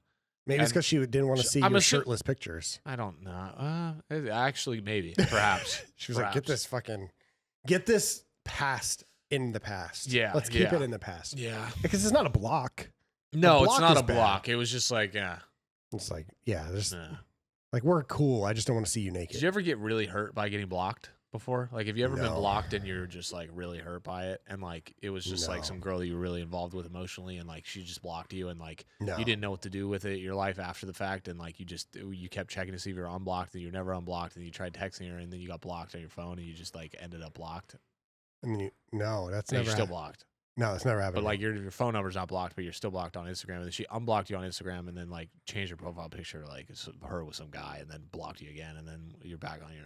Anyways, never happened. No. Oh, okay. Yeah. Has that ever happened to you? No. That was one of my friends and shit. It sounded like that was something that that was one of my friends with. and shit. Like I think if she's blocking you on everything, that just means she wants you to email her. Holy fuck! Yeah. I don't know if I have her email. Oh well. Should we call her? No, because she's. Well, no, I don't think I'm blocked on the phone. On the phone, just texting? Yeah. Is that how that works? I think she likes the. Well, no, she just likes talking on the phone. That's no. I'm not. My phone number is not blocked. Oh, guys, I'm not crazy. I'm not crazy at all. It sounds. That was all a bit. That was all a bit. Yep, that was a bit for the bit. Cheers to the bit. Cheers to the bit. I'm gonna have to get another one of these. I did block my ex for a while. And she did email me. I kind of fuck with that.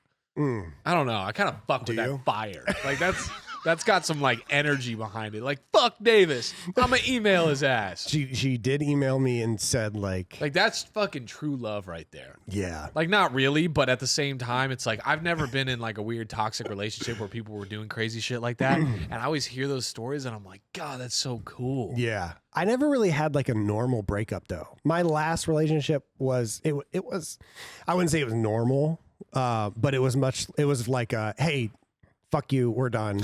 Boom. And then it was just like we didn't block each other. Yeah. It was nothing like that. But like my first two relationships, they didn't end well. Definitely. I mean, I'm sure you've heard the sardine story. Yeah, the sardines in the Jeep. My last big relationship, she knew I couldn't smell, so she put sardines in my car. My first relationship, as soon as I told her that I wasn't interested anymore, she changed her profile picture on Facebook to a picture of her and my dad after my dad had passed away. And then she put herself in a group chat with her, my mom, my two aunts, and my uncle, and said, I don't think Davis is doing too well. This is what's happening. And my mom called me. Is she on a list? Like what the fuck? Yeah, it was really bad. And then she posted on Facebook like I could deal. Dude, that first part of all of that is still throwing me. I could use a lot of I could use a lot of help right now and a lot of advice from my dad's name was Kemp, and I wish Kemp was here to give me some advice. She has a perfectly alive father at the time. Dude, what? Yeah, so I think I'm a little Bro, you win. No, you fucking win. You win the competition. I don't know what the competition is, but that's fucking insane. Yeah, we were 18. Where is this? Where is she now? She's good now. I think there's no way married. she's good. That doesn't fix itself. That doesn't repair. That's like a mental illness that's there forever. Yeah, no, it was bad. How old was this? We were, it was like the second week of college. You're like third grade. We were 18, 19, something like that. Shit. Yeah, 18. And she, there was a girl on my hall that knew her, was like kind of friends with her, was more friends with me. And she knew everything was going on. So she was like giving me warnings about shit. So she was the one that told me about the Facebook picture or the profile picture. And then she ran, my ex texted me and said, I'm coming over right now. And I was like, please do not come over. And this is when I 2 weeks into college. So I have a roommate. She says, I'm pulling up right now. And then I said, like, I think I said like, all right, or I didn't respond. She said, I'm pulling up right now. I hid in the closet of our dorm room. Just never came out since with your gay ass. I hid in the closet, closed the door.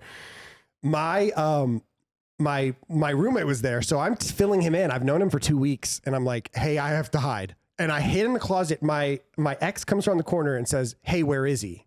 And my roommate says, he just rats you out. That would have been crazy. My roommate says, oh, I don't know. I haven't seen him today. And she goes, well, he's acting very weird.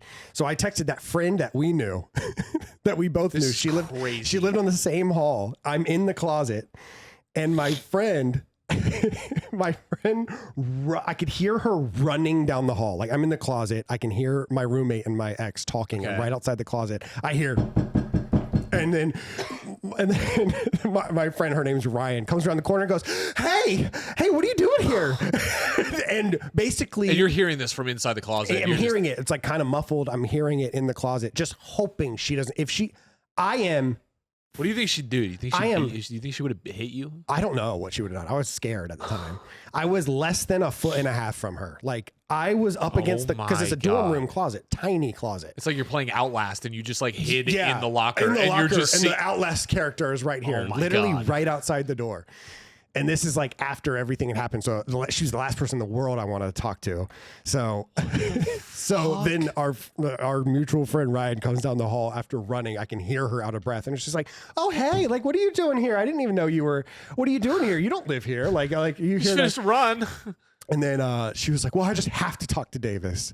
And then I could hear our friend being like, well, I don't think he's here. And like, why don't you come to my room? Like, let's talk about it and stuff like that. It was. What a homie. Yeah, very shit. much a homie. What a homie. Very much a homie. That's fucking crazy. Yeah. That gave me like a little flashback to like, dude, social media when you were in like middle school and even high school was just, oh God. Oh, dude, it was terrible. You know how like shit goes down in the COD scene here and like it'll blow up on Twitter? There was like mini blow ups in like the high school district that you would have on Twitter where like someone's nudes would get put out. There would be some fight at a fucking game and there would be iconic. I remember there was OG like burner accounts that were like, there would be someone that would make. I went to El Capitan High School, and it would be like ECHS reveals all, and it would be someone that would just start fucking airing everyone's dirty laundry. Half of it wasn't even true. Yeah, and like they would just make shit up. Yeah, and everyone would go up in flames.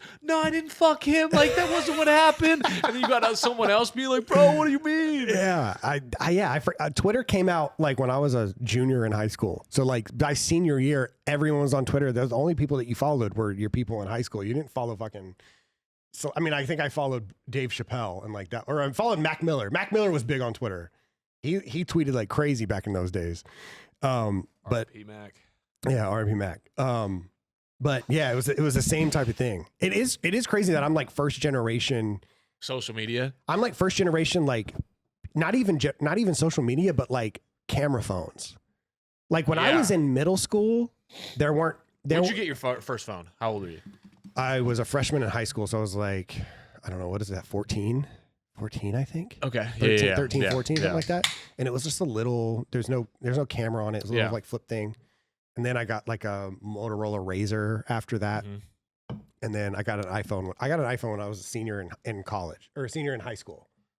Yeah, that's wild. So I joined into, this is my second Twitter account.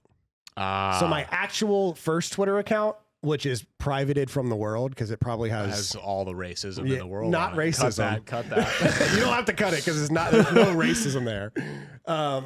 But I probably made that one in like 2008, something like that. Yeah, something like that. No, 2008. I can't remember. But probably 2009 or 2010, something like that.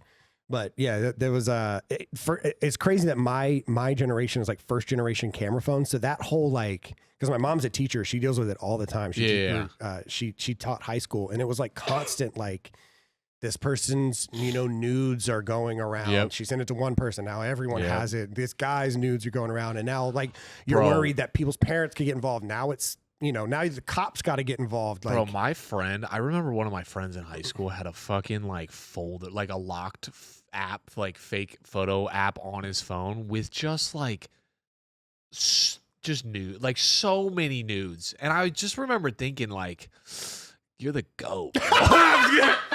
I'm kidding. That's a total joke. You're not the GOAT. But it was crazy how people were flying around nudes back in the day. I mean, I can imagine. Insane. Yeah, because you're 16 years old and everyone's just hormonal. And what is that like? What is child pornography? Like, is that under 18? Yeah. Like, but how does that like? Could you get in trouble? No, with the cops, like if you're a 16-year-old, if you're both 16 and you're sending each other little titty pictures or whatever, and sending your little chocolate star or whatever, you're just like, can that get you into trouble? No, I don't think it can get you into trouble, like as a juvenile. But but where the issue is I think those are the pictures that end up on the weirdos' computers. That end up on the Roblox computers. Oh, the Roblox. Yeah, okay. The Roblox like guys, like because. Remember when like the fappening happened? Do you remember the fappening? No. So it was like a bunch of celebrities got their iClouds leaked. Bunch of celebrities got their iClouds leaked, and a shit ton of celebrity nudes. Is that how Kim K? How did Kim K's tape leak out? I don't know. Alice, can you look that up? Like, is there like can you look up Kim K's and Ray J's tape? Yeah. No, I don't know. That one got leaked, but that was in like camcorder days. I'm sure Ray J was the one. I'm sure. That was like camcorder days. That was prior to all. Oh yeah. But that was like there was another couple whose like sex tape got out. Some drummer, I can't remember, but I don't know. I don't partake. But Okay, so this is saying that this is a really long story short, but wait, let's just let me read the top, the very top, under the picture. In 2007, 10 years ago this month, the tapes of Kim Kardashian and Ray J had made released to the public by a porn company. Do we have to does Krogan have to bleep every time we say porn? No. I thought porn was like a no word on YouTube. I don't know. Porn. I'm just kidding. No, I don't think so. But yeah, she initially sued to prevent it from being released, but ultimately settled the suit. I mean, that's just crazy, dude. So I'm assuming that means it got sold to that company, the Vivid Entertainment Company. Yeah, it got sold to them without her knowing. How much it got sold for? I don't know. No idea. I wonder if they have. I'm assuming they're still making money off of it today. I don't even know how that works. I don't know. I didn't realize it was 41 minutes long. I didn't either. That's impressive work, Ray J. That is impressive work, my guy. 41 minutes. Good shit, dude. Good shit. I've never seen more than a minute and a half of it. I don't know what you're talking about, dude. I've never seen it. But yeah, and then I think her mom like spun it. I think because people say that her mom is like the mastermind behind the Kardashians. She took like with her little soccer mom cut. Yeah, she's just wreaking havoc. She took what would be like a devastating family thing and turned it into a business. Like, because I mean what do you do at that point? I don't know. You got to lean into it. What would you do if your shit leaked tomorrow? I don't know. I'd be scared. I'd be scared right now. What would you be scared about? Like, what's the worst that happens? Just because it's like because you have a kid on the way? Yeah, that would be the bad part. That would be the bad part. I mean, there was a time when I was 25 where I'm like, I mean, I don't really, at the end of the day, I don't really care. Like if one of these like fucking Clipper accounts, you all of a sudden just saw your own dick on Twitter and you were like, and they tweeted at you like, yo, hitch this ride. And it was your own dick. I'd be like, that's AI. It can't be me. Oh, you did? And then they uncrop the image and it's like, obviously you. You're holding a not AI sign. You're like, and then you just respond, shit. Yeah, I don't know. I don't know. What would you do? I mean, I don't know what you can do. Yeah, I would absolutely play into the humor. Yeah, you would have to. That would be like what that would be the ultimate. You'd have to just have some iconic ass tweet where you're just like whose did get leaked? Who's Captain America? Chris Evans. Yeah, Chris Evans. Oh, his shit did get leaked. His shit got leaked, and he spun it as like, well, today was an interesting day. Yeah. If you want to donate to this charity. Yeah. Which is like the best way imaginable. But it also helps because his dick was fucking huge. It's like, all right, bro, I bet that was part of your charity scheme. You were like, dude, I know how I can make this so much money. Somebody needs to do a deep dive on the charity. Yeah. It's like there's some marketing budget out there somewhere. Yeah, dude, my life sucks. I have a huge dick and it leaked on the internet. I'm Captain America. I'm hot as fuck. I'm jacked and I have a fucking piece on me. I just remember Jericho tweeting, "That's America's dick." I just thought it was so funny. I totally forgot that happened. Yeah, I'll never forget it because of how he spun it. He spun it so well. Sick. Unlike Drake. Drake didn't spin it where he put it in a song and shit. I'm like, dude, get it. No. Yeah. Let's talk about charity. Also, dude, I hate having like other people's dicks like scarred in my mind. Like I didn't think I remembered Drake. You said Drake, I immediately picture him stroking it, and I'm just like, fuck, like that. The fact that that's in there somewhere, I'm just like, and I'm just seeing him fucking wiggle that shit around. I'm just like, no, I can't help myself. Like if somebody's dick gets leaked, I gotta see it. Okay, I'm still not following, but still, wait, no, I think I was with you when Drake's dick got leaked. Yeah, because we had seen it, and you were like, "Yo, let me see." You were like, "I want to see." Like you were kind of amped up about it. Holy shit, I forgot about that. We were in the downtown office. And because I remember Paige was there. We were all like, "Oh, fucking Drake's dick leaked, whatever," and you were like. Can I see it? I gotta see it. Wait, it's on Twitter? And you're just like typing. I'm like, what the? Nick's like looking over your shoulder, holding your ass. I'm like, what the fuck is going on? The only one that pissed me off was Justin Bieber. Because I'm like, oh, so he just has everything. Yeah. He That just one's has tough everything. too. Yeah, That one's tough too. It's a tough thing to swallow. It's like knowing that. What? Nothing. Continue, please continue. Just knowing that someone can sing that well and is that rich and that famous. Yeah. And has that much. I think Hailey musical. Bieber's getting hotter too. You think so? Yeah, I didn't like when they started dating. I was like, oh yeah, she's like supermodel, she's pretty, whatever. Mm-hmm. And like post baby, I'm like, she'll post like Instagram stuff, and I'm just like, holy fuck, she's getting hot. What the fuck is happening? Bieber's on a comeback too, which is great. Yeah, maybe that's why. Maybe it's just like They're just both getting hot together. Yeah. They were like, let's do it. Let's give it another go. Yeah, just what were those Justin Bieber Twitch streams? They were so weird. yeah. I think he just wanted to vibe and put it on live.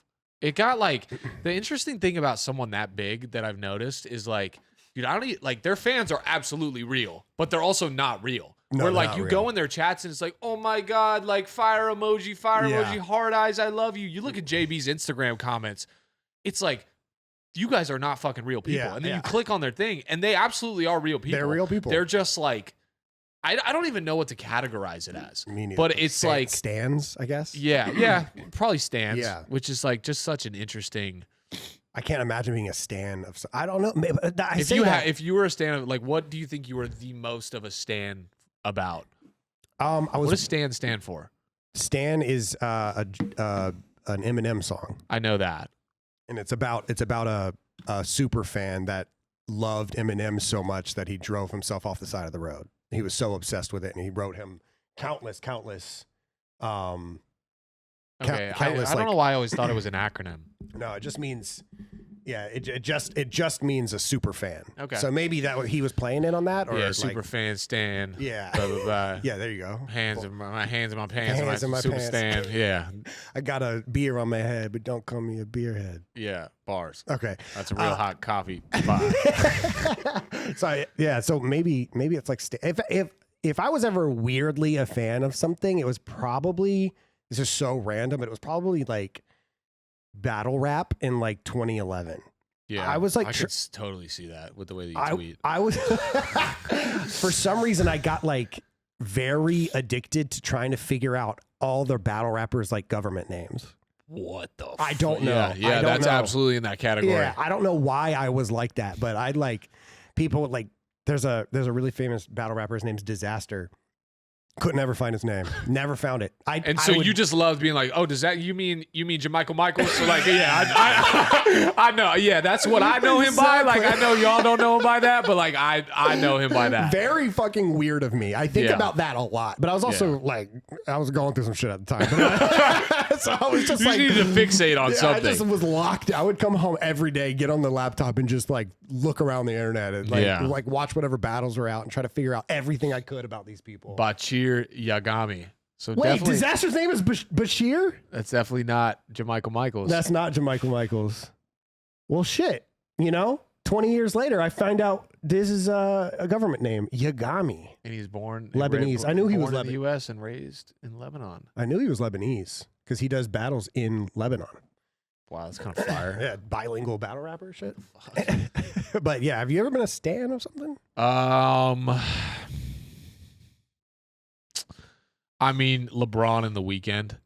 Okay. That would be like if I was gonna freak out, Yeah. like, or get really fucking nervous, if I walked into a grocery store and a human was there, if it was the weekend or LeBron, I would like. There's not very many people I would even ask for a photo, but them Yeah. I would like. Again, I'm not gonna blow my case. Yeah. Right.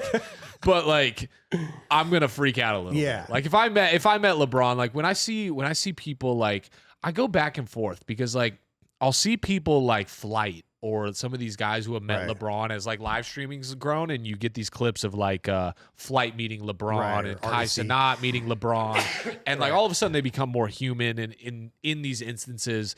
And I think depending on the time, I would never be like, oh my God, holy fuck, Bron. Yeah, I would never do that. But like, I do appreciate someone like that. I do appreciate when someone can just like live in the moment and be excited. Just be a fan. I think a lot of people, I think there's a balance, but I think I think it's kind of, I think people try too hard sometimes to like play it off cool, like a little bit. Of course, yeah. Yeah, like I think, like, dude, there's definitely a like, balance. Live a little. Like, if I've you're excited, probably- be excited. I've probably been overly cringy, nonchalant around people. Yeah. To the point where it's like, I think about it later and I'm like, wow, was I like accidentally a douche? Yeah, yeah, like, exactly. Was I accidentally ignoring this person because I didn't want to seem like a fan? Yep. I think I was that way towards Post Malone when we did this, like that Post Malone thing. Yeah, it was almost like you were acting probably like you didn't even know the guy. Yeah, I was just like, oh shit, like you like Magic? That's or like Magic the Gathering? That's cool, man. Yeah. It's your shot.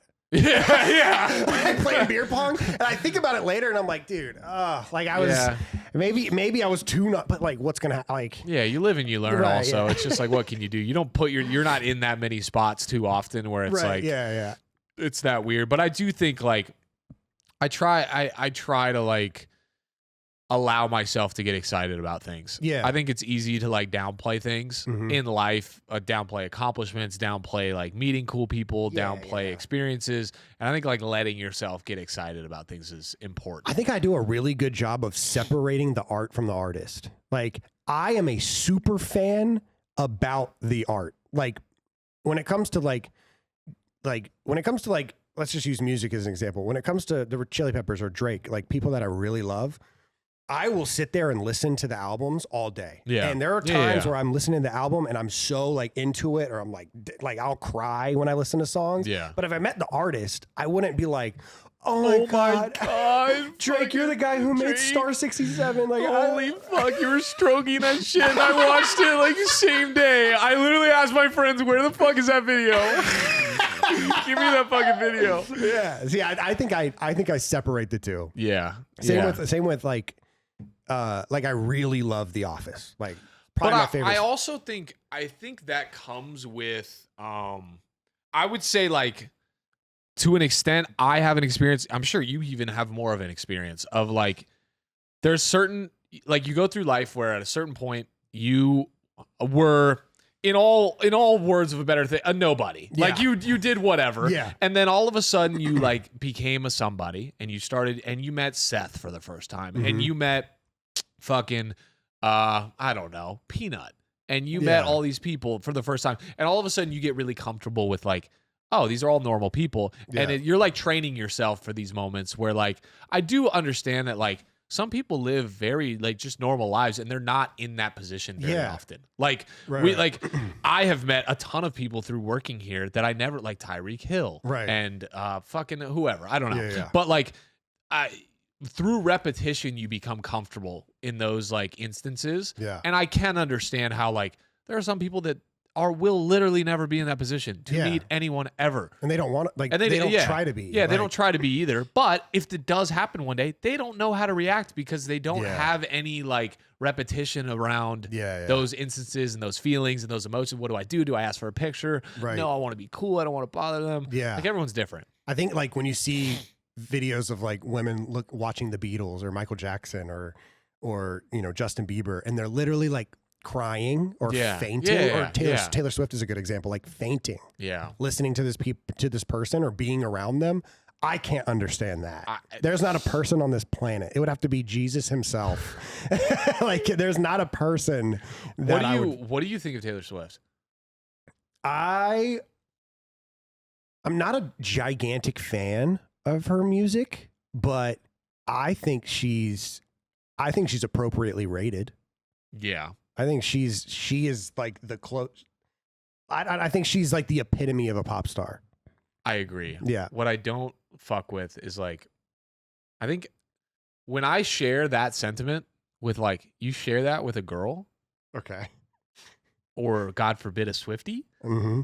You're Satan. Oh, because she's supposed like, to be God. They're like, what do you mean she's not? Like, she's fucking everything. And I'm like, oh, I don't listen to her. I don't relate to her music. And they're like, you don't get it. I'm like, yes, I don't get it. I wasn't listening to Taylor Swift at 11 years old after someone just broke my heart. But the whole, like, I also, like, this is going to sound shitty, but, like, I just don't think she's that talented from, like, a voice standpoint. Like, she writes good songs that probably caters towards a certain audience. But, like, I think Adele is unbelievably talented. Yeah, and when I look at yeah. like an Adele versus a Taylor Swift, I'm like, I don't think if you're talking about vocalist or musician or dancer or stuff like that, like I don't think she's top cream of the crop. But when it comes to songwriting, she's pretty damn good at it. She's pretty. And I do respect that. It seems like she writes her own shit. Yeah, you'll never know. You'll literally never know. There's no way to know. I don't know. It'd be interesting. It'll be interesting to meet someone like that. I guess. I mean, I guess I have met.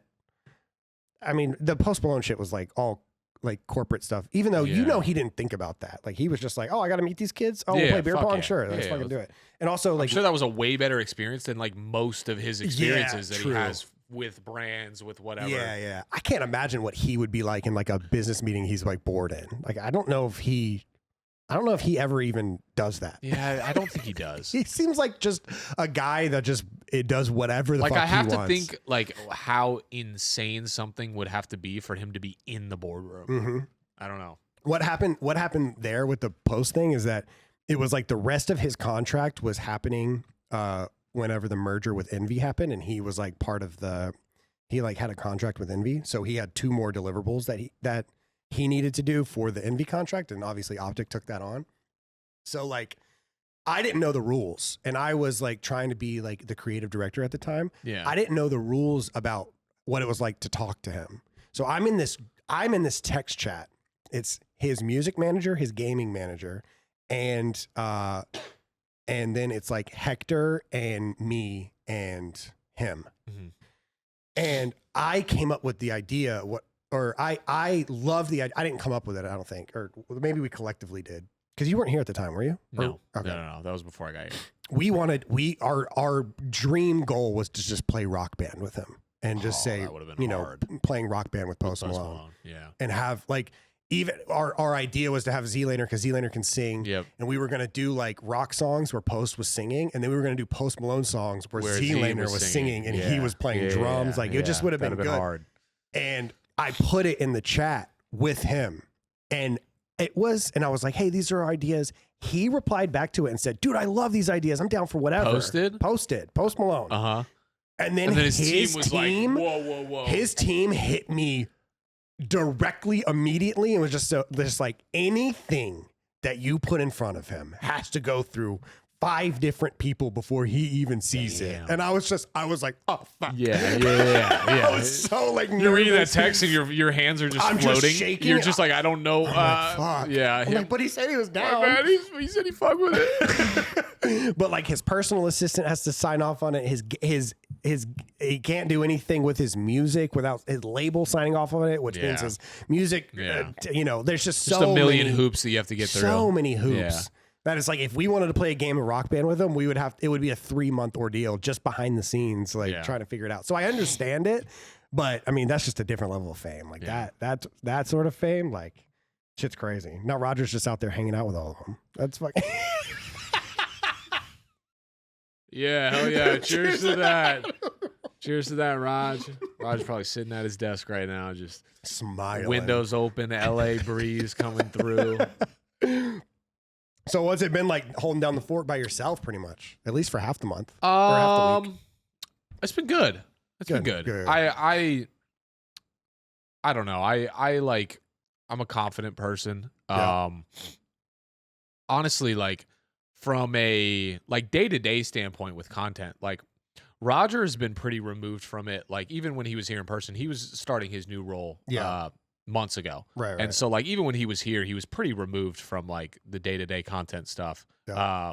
So like it's nothing really new. Right.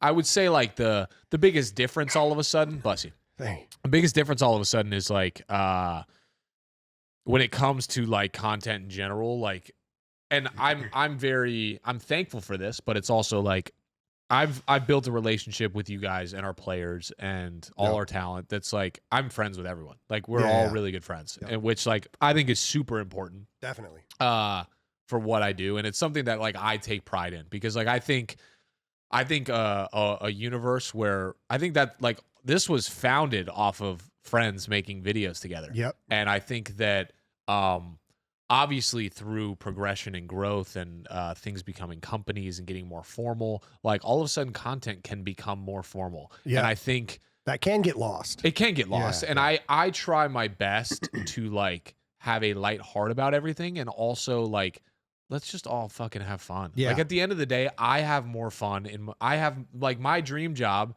is present when we're all having fun. Yes. And so like me getting to a point where I've almost been here 3 years and I have really good relationships with everybody here. Yeah.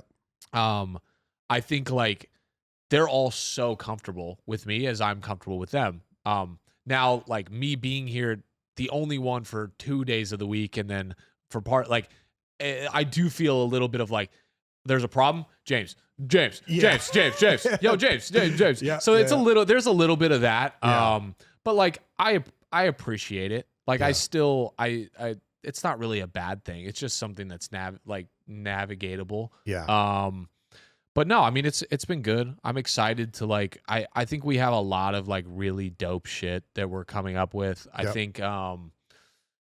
I think that there's like a lot of trust that's been given. And like obviously Hex trusts us to come up with stuff and deliver on stuff. And he always has to a certain extent. Like there's areas where he's always going to step in and be like, you guys, what are we doing? You're an idiot. Try to avoid those at all costs. But I feel like we're at a fun period right now where we're like, there's a lot of shit and there's a lot of ideas that we have in our bank and that we're going to continue to do, like news type shit, new like maybe settings that like fans haven't seen like our talent in before, but I'm so confident that they're going to love it because I'm like confident in the content. Yeah. And I like everyone loves you guys and the talent, so it gets easy. I think sometimes they're disrupted. Well, I won't say they're disrupted, but like there are times where like I don't know if they know what they want, in the sense that like they might not be like, oh, I would want a news show. Like they're not thinking the fans. God, yeah. They're not thinking, oh, we're missing a news show with All Too Shanann, and we would want that. But then you give it to them, and they're like, "Holy fuck, this is good! This is the best shit since sliced bread." Yeah. So I think it's trying to put ourselves in their shoes a little bit and try and think like, what are some like fun, creative things where we can put you guys in uncomfortable spots and put you guys in positions where like maybe they haven't seen you in, and there's sides that are coming out. I also think like it helps that our COD team's fucking gross right now. Yes, that definitely helps, and it makes everything better. Yep.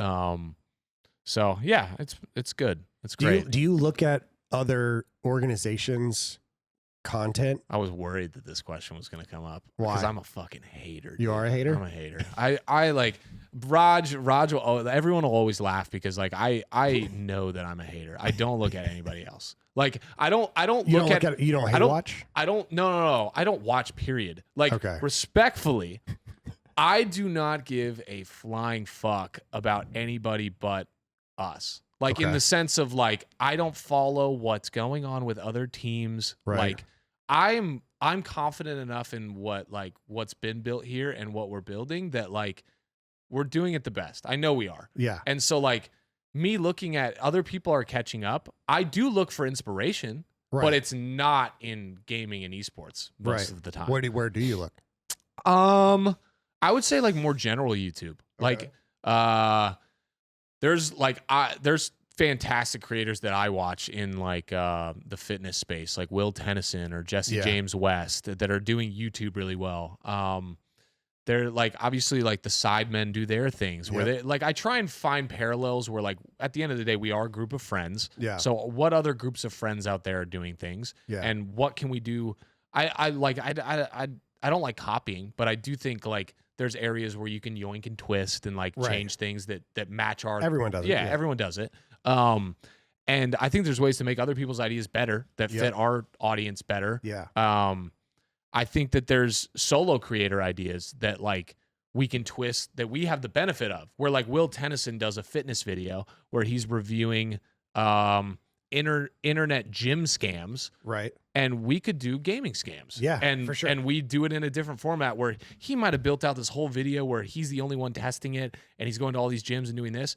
And we build it like a trivia where there's groups of 2 that are reviewing all these things. It's an entirely different video. Yeah. But like there's gems that you can take from both. And like I would say I look in other places for inspiration way more than like anything internal in the gaming space. Not in like a competitive no, sense. Yeah. no, not really. Yeah, I never did that either. Like when I looked at channels that I wanted to find inspiration for, I always looked at Sidemen. I always looked at Sidemen and the Alpha or the Beta Squad. Yeah.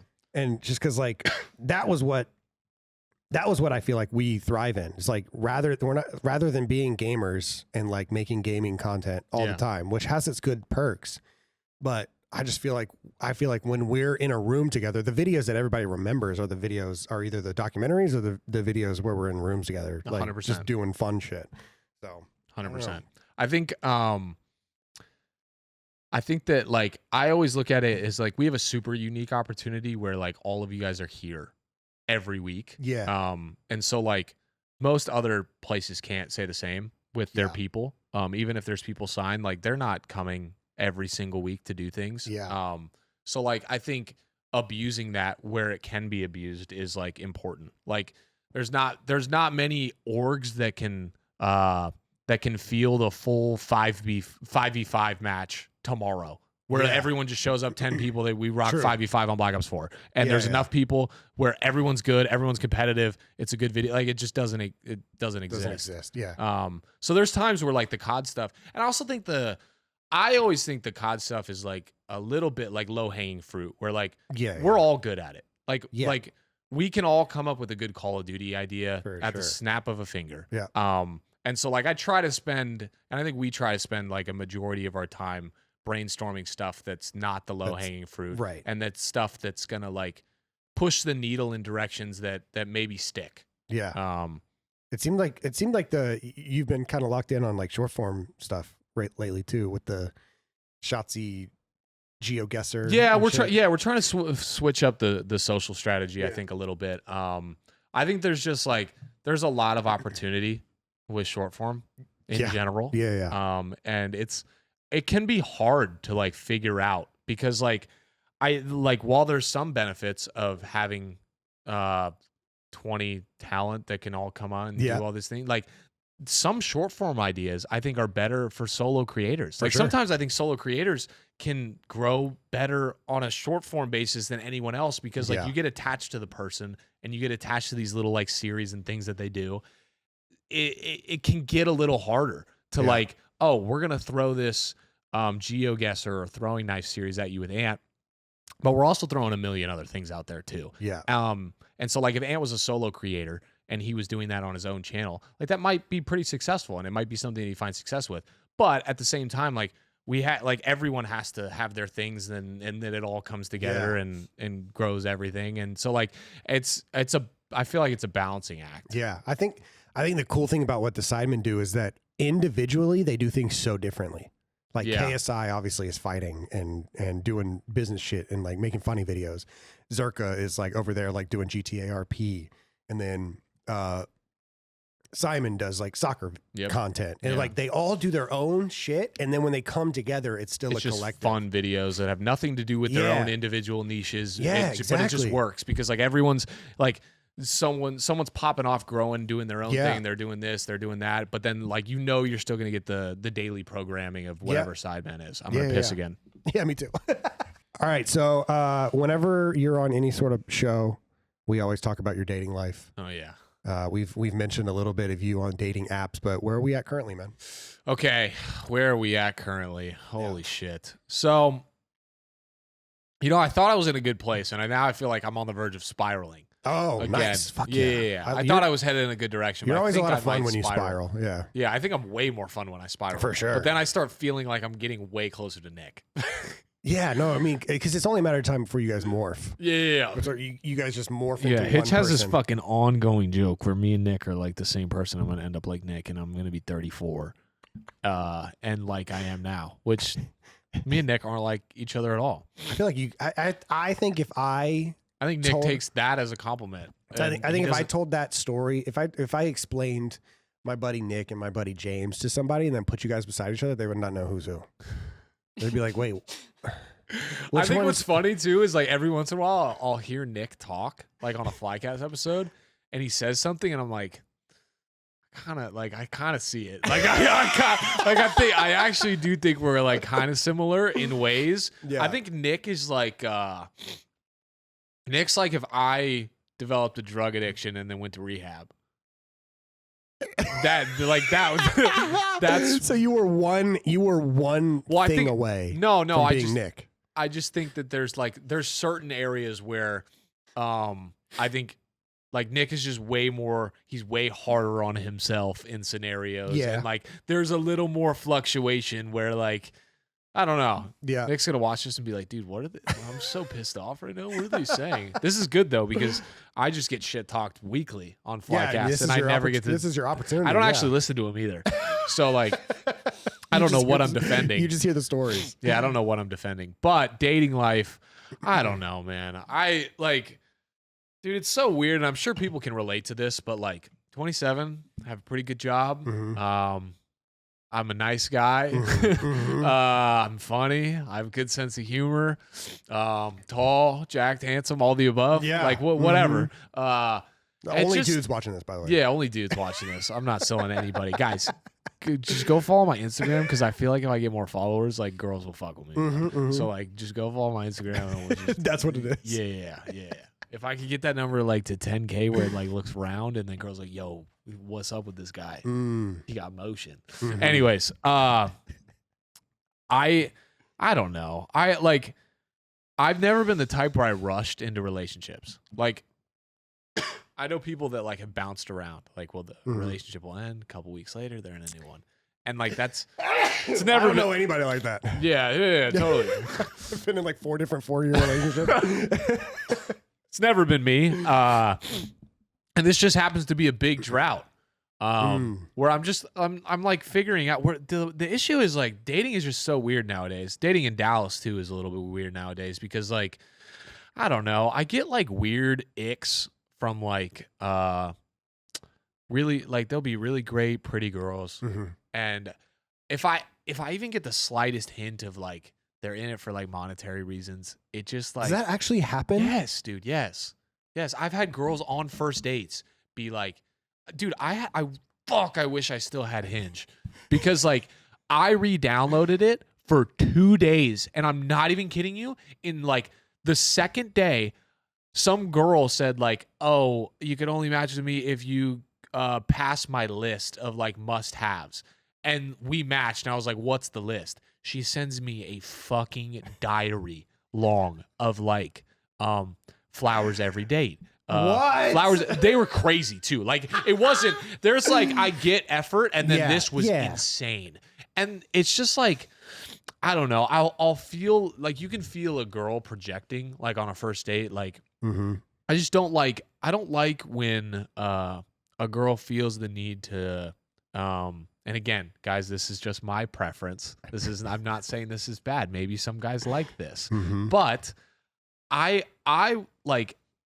don't want them to project that they want someone to take care of them and they want this and they want to be treated this way.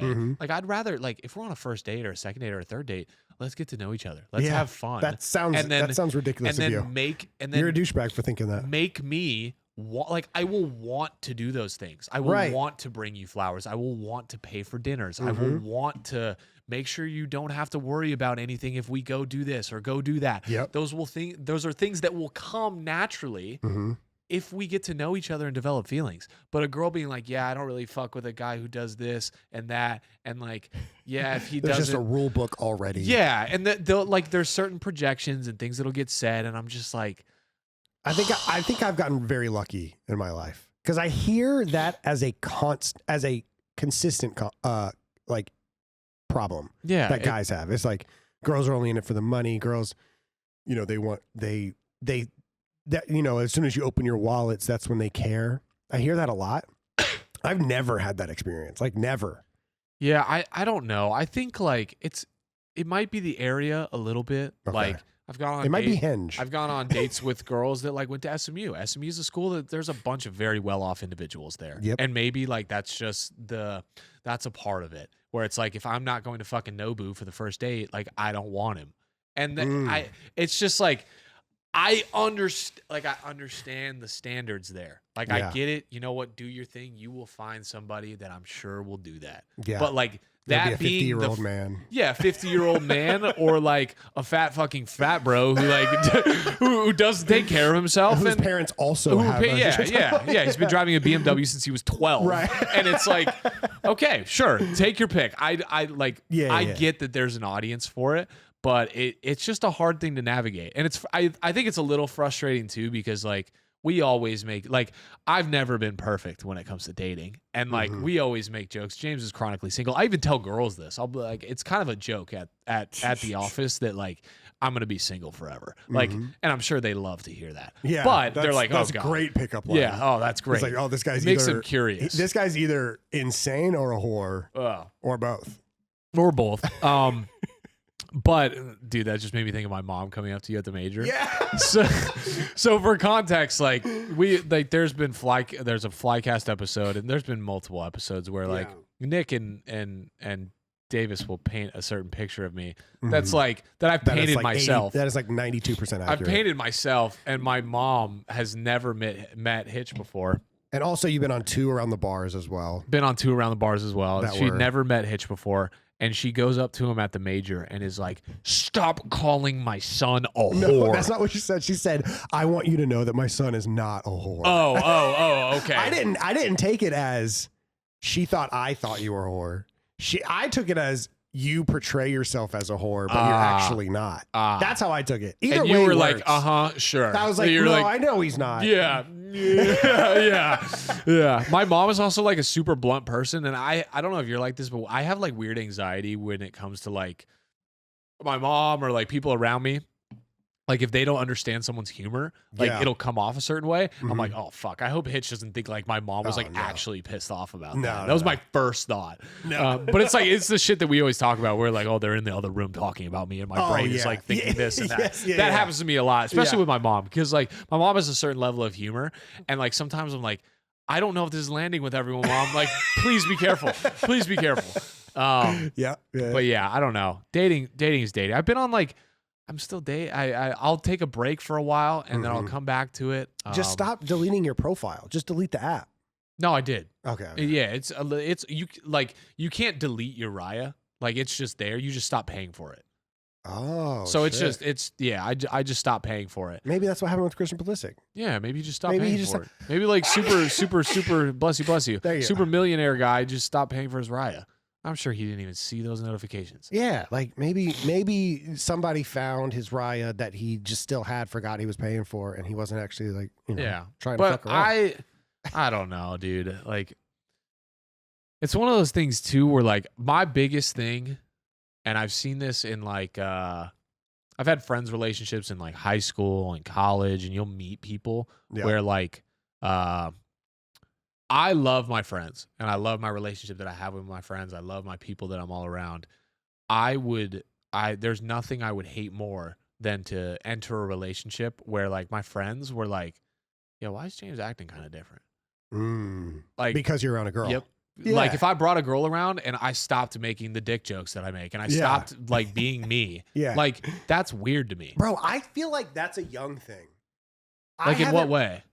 Like I was that way in my first relationship. I was very different around her than I was around my family. Very different around my family as I was around my friend. Yeah. It's just I think that's just how I grew up. I compartmentalized with my personality almost to the point where like, and then in my second relationship, same thing. Like the way I was on Xbox Live with Blake and George, I was a completely different person around her. So then when she met Blake and George and she met how I was there, she was like, I don't like this at all. You're a totally different person. Yeah. But I was also like, this is like from the moment I'm 16 until I'm 22. Yeah. And then I think after that, you're like, fuck, I don't want to, it's just too much work. Like, I don't want to have different. Exactly. I want to be the same person all the time. I don't want to have to switch personalities. And sometimes it's just like, it's hard where it's like, I'll be on a first date and it's going great. Yep. And then some bit of sense of humor will come up where I make a joke and they're like, I don't really like that. Like, and then I'm just like, well, fuck, because like, because you're not about to switch your personality. That is like, the surface of where my humor goes. Right. So if that's bothering you, unfortunately, the last 2 hours has been a huge waste of time. For both of us. For both of us, right. And I'm not mad about it, but it is one of those things that's frustrating because it's like, okay, there's organic chemistry here. Right, yeah. We're both attracted to each other, whatever. Yeah. But like, this isn't going to work out. But I think that happens a lot when you're teenagers. Like I think the story the story of like I have a friend and then he got a girlfriend, I don't talk to him anymore. Yeah. That's a young person thing. Yeah. I think. I don't think if Nick gets a girl, it's not like I'm not going to talk to him.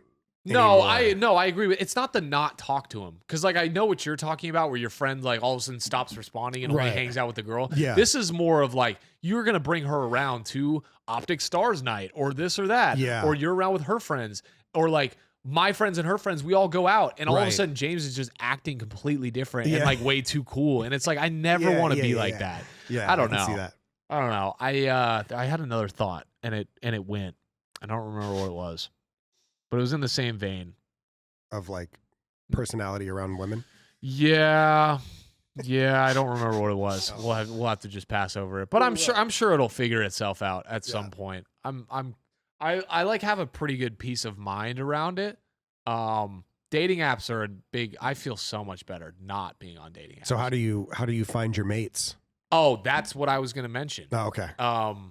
So I think that there's like what I miss as a human is like having a crush. Having a crush was so cool. Having a crush was fun. Like having a crush in high school and you looked forward to like classes with them. You knew where to look like after class if they were going to their class. Yep. And like you were an athlete, so you went to sports games and did they come to the game? Yeah. Blah, blah, blah. Like, there's so many fun layers to it where you're like developing this crush and like it just doesn't exist anymore.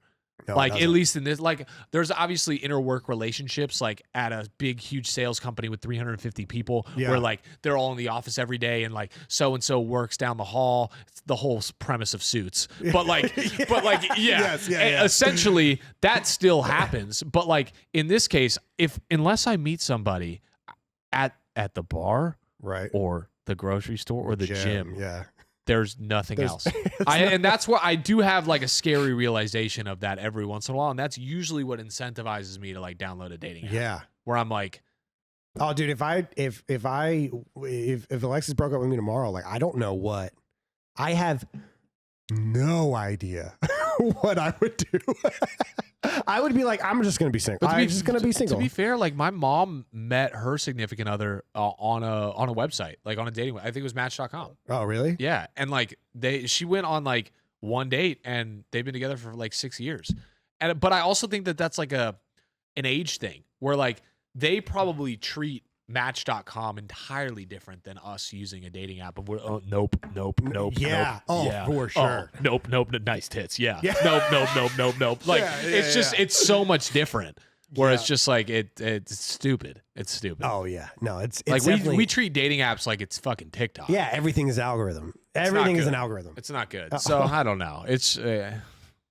So if I said you've got it's a YouTube video. If my friend found a girlfriend in 90 days, he gets $1 million. 100%. But he can't use dating apps. Where would you go? I just walk the Katy Trail. Just every day? Well, I would go out too. Yeah. I have like a couple drinks and I don't have social anxiety when it comes. I'm not like a huge initiator.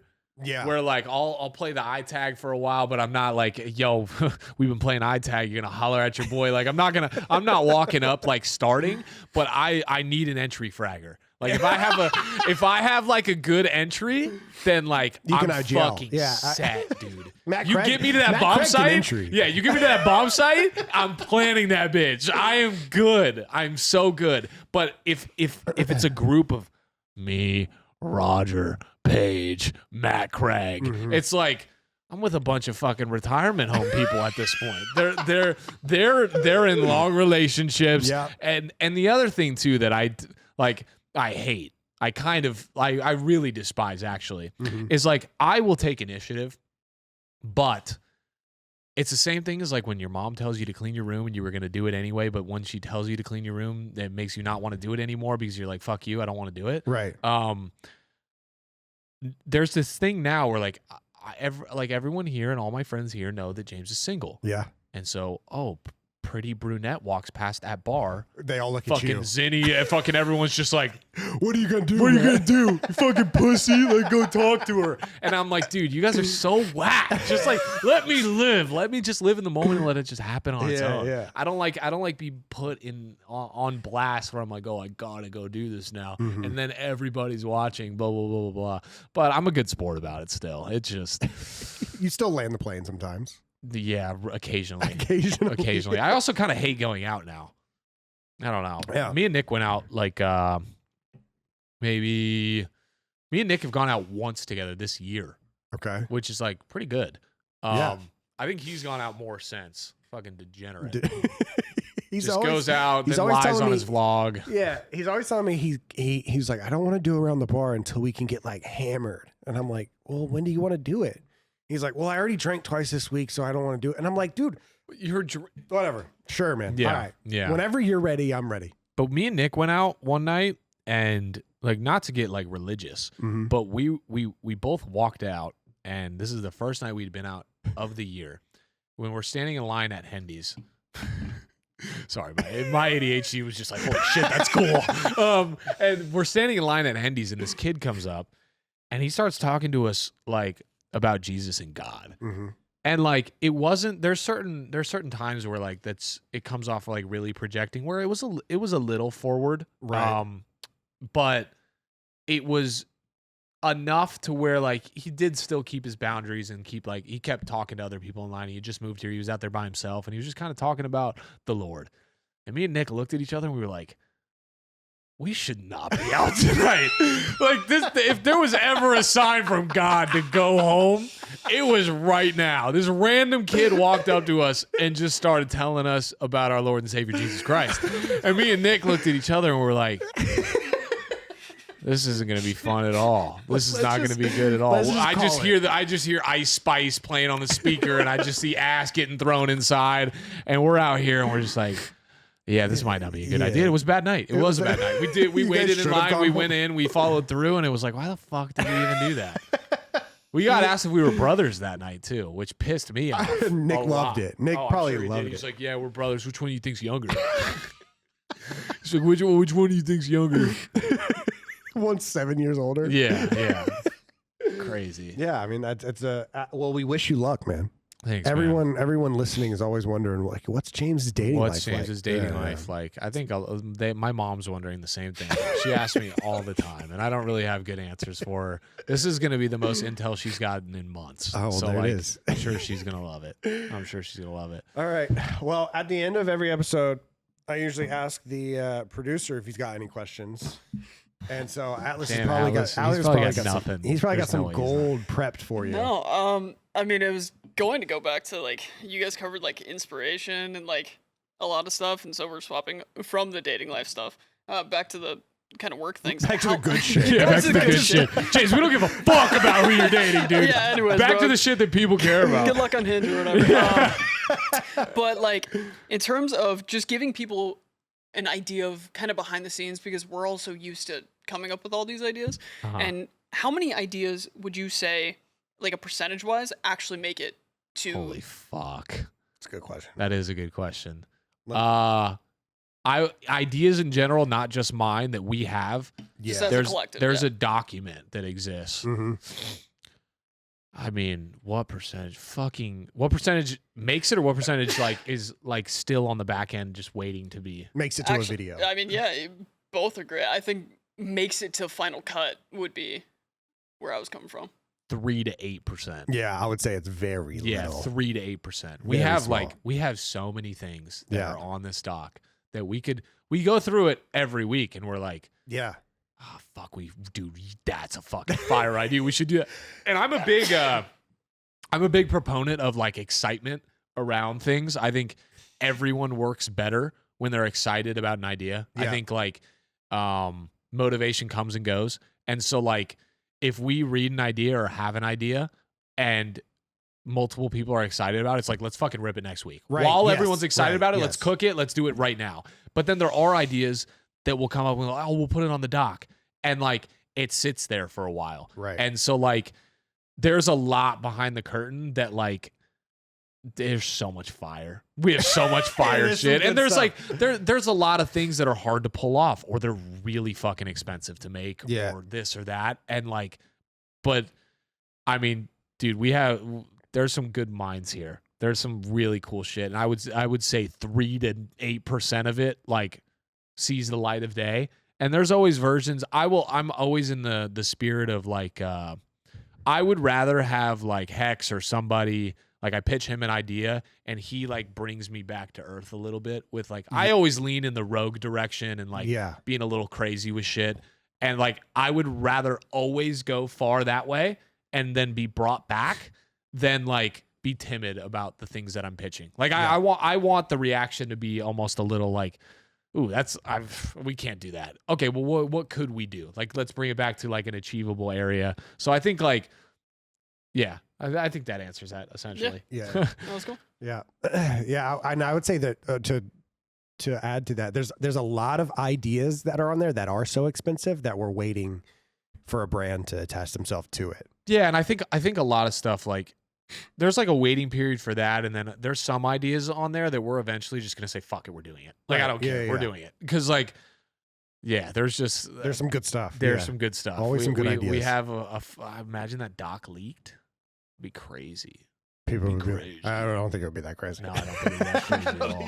Because I don't think anyone else could do it. So it would just live out there and be like, if anything, we'd get live feedback. Yo, you guys, have you guys done all this yet? Yeah. Yo, that's a shit I do. Who would have Scump read Dr. Seuss for like a video? That's like a super. Who the fuck would do that? What an idiot, bro. Who hired this guy? Who the fuck hired this guy? Some of my finest work. Yeah, ladies and gentlemen, if you've ever wondered, there's highs and there's lows. And my low is Seth reading Dr. Seuss. It's one of the lowest viewed videos on our channel in the last 10 years. I mean, you got to take risks. You gotta take risks. I think Hex liked it too. I like hey, as long as Hex likes it. Yeah. I forgot. I totally forgot about that. Yeah, every time like we have like we're talking to a new hire or something like that, or like when we brought Blake or Tanner on, the fucking example that's always given is like, just don't be Dr. Seuss. Like as long as you're better than that, then like we're good, dude. We're good. Oh, that's good. So everyone has bad ideas too. Yeah. All right, you got anything else, Alice, or you're good? Nope, I'm good. All right. Well, I appreciate you coming on, man. Having a little bit of ranch waters are pretty good. They're pretty good. Feels clean, right? The taste of agave, nectar, lime, and jalapeno. It was some.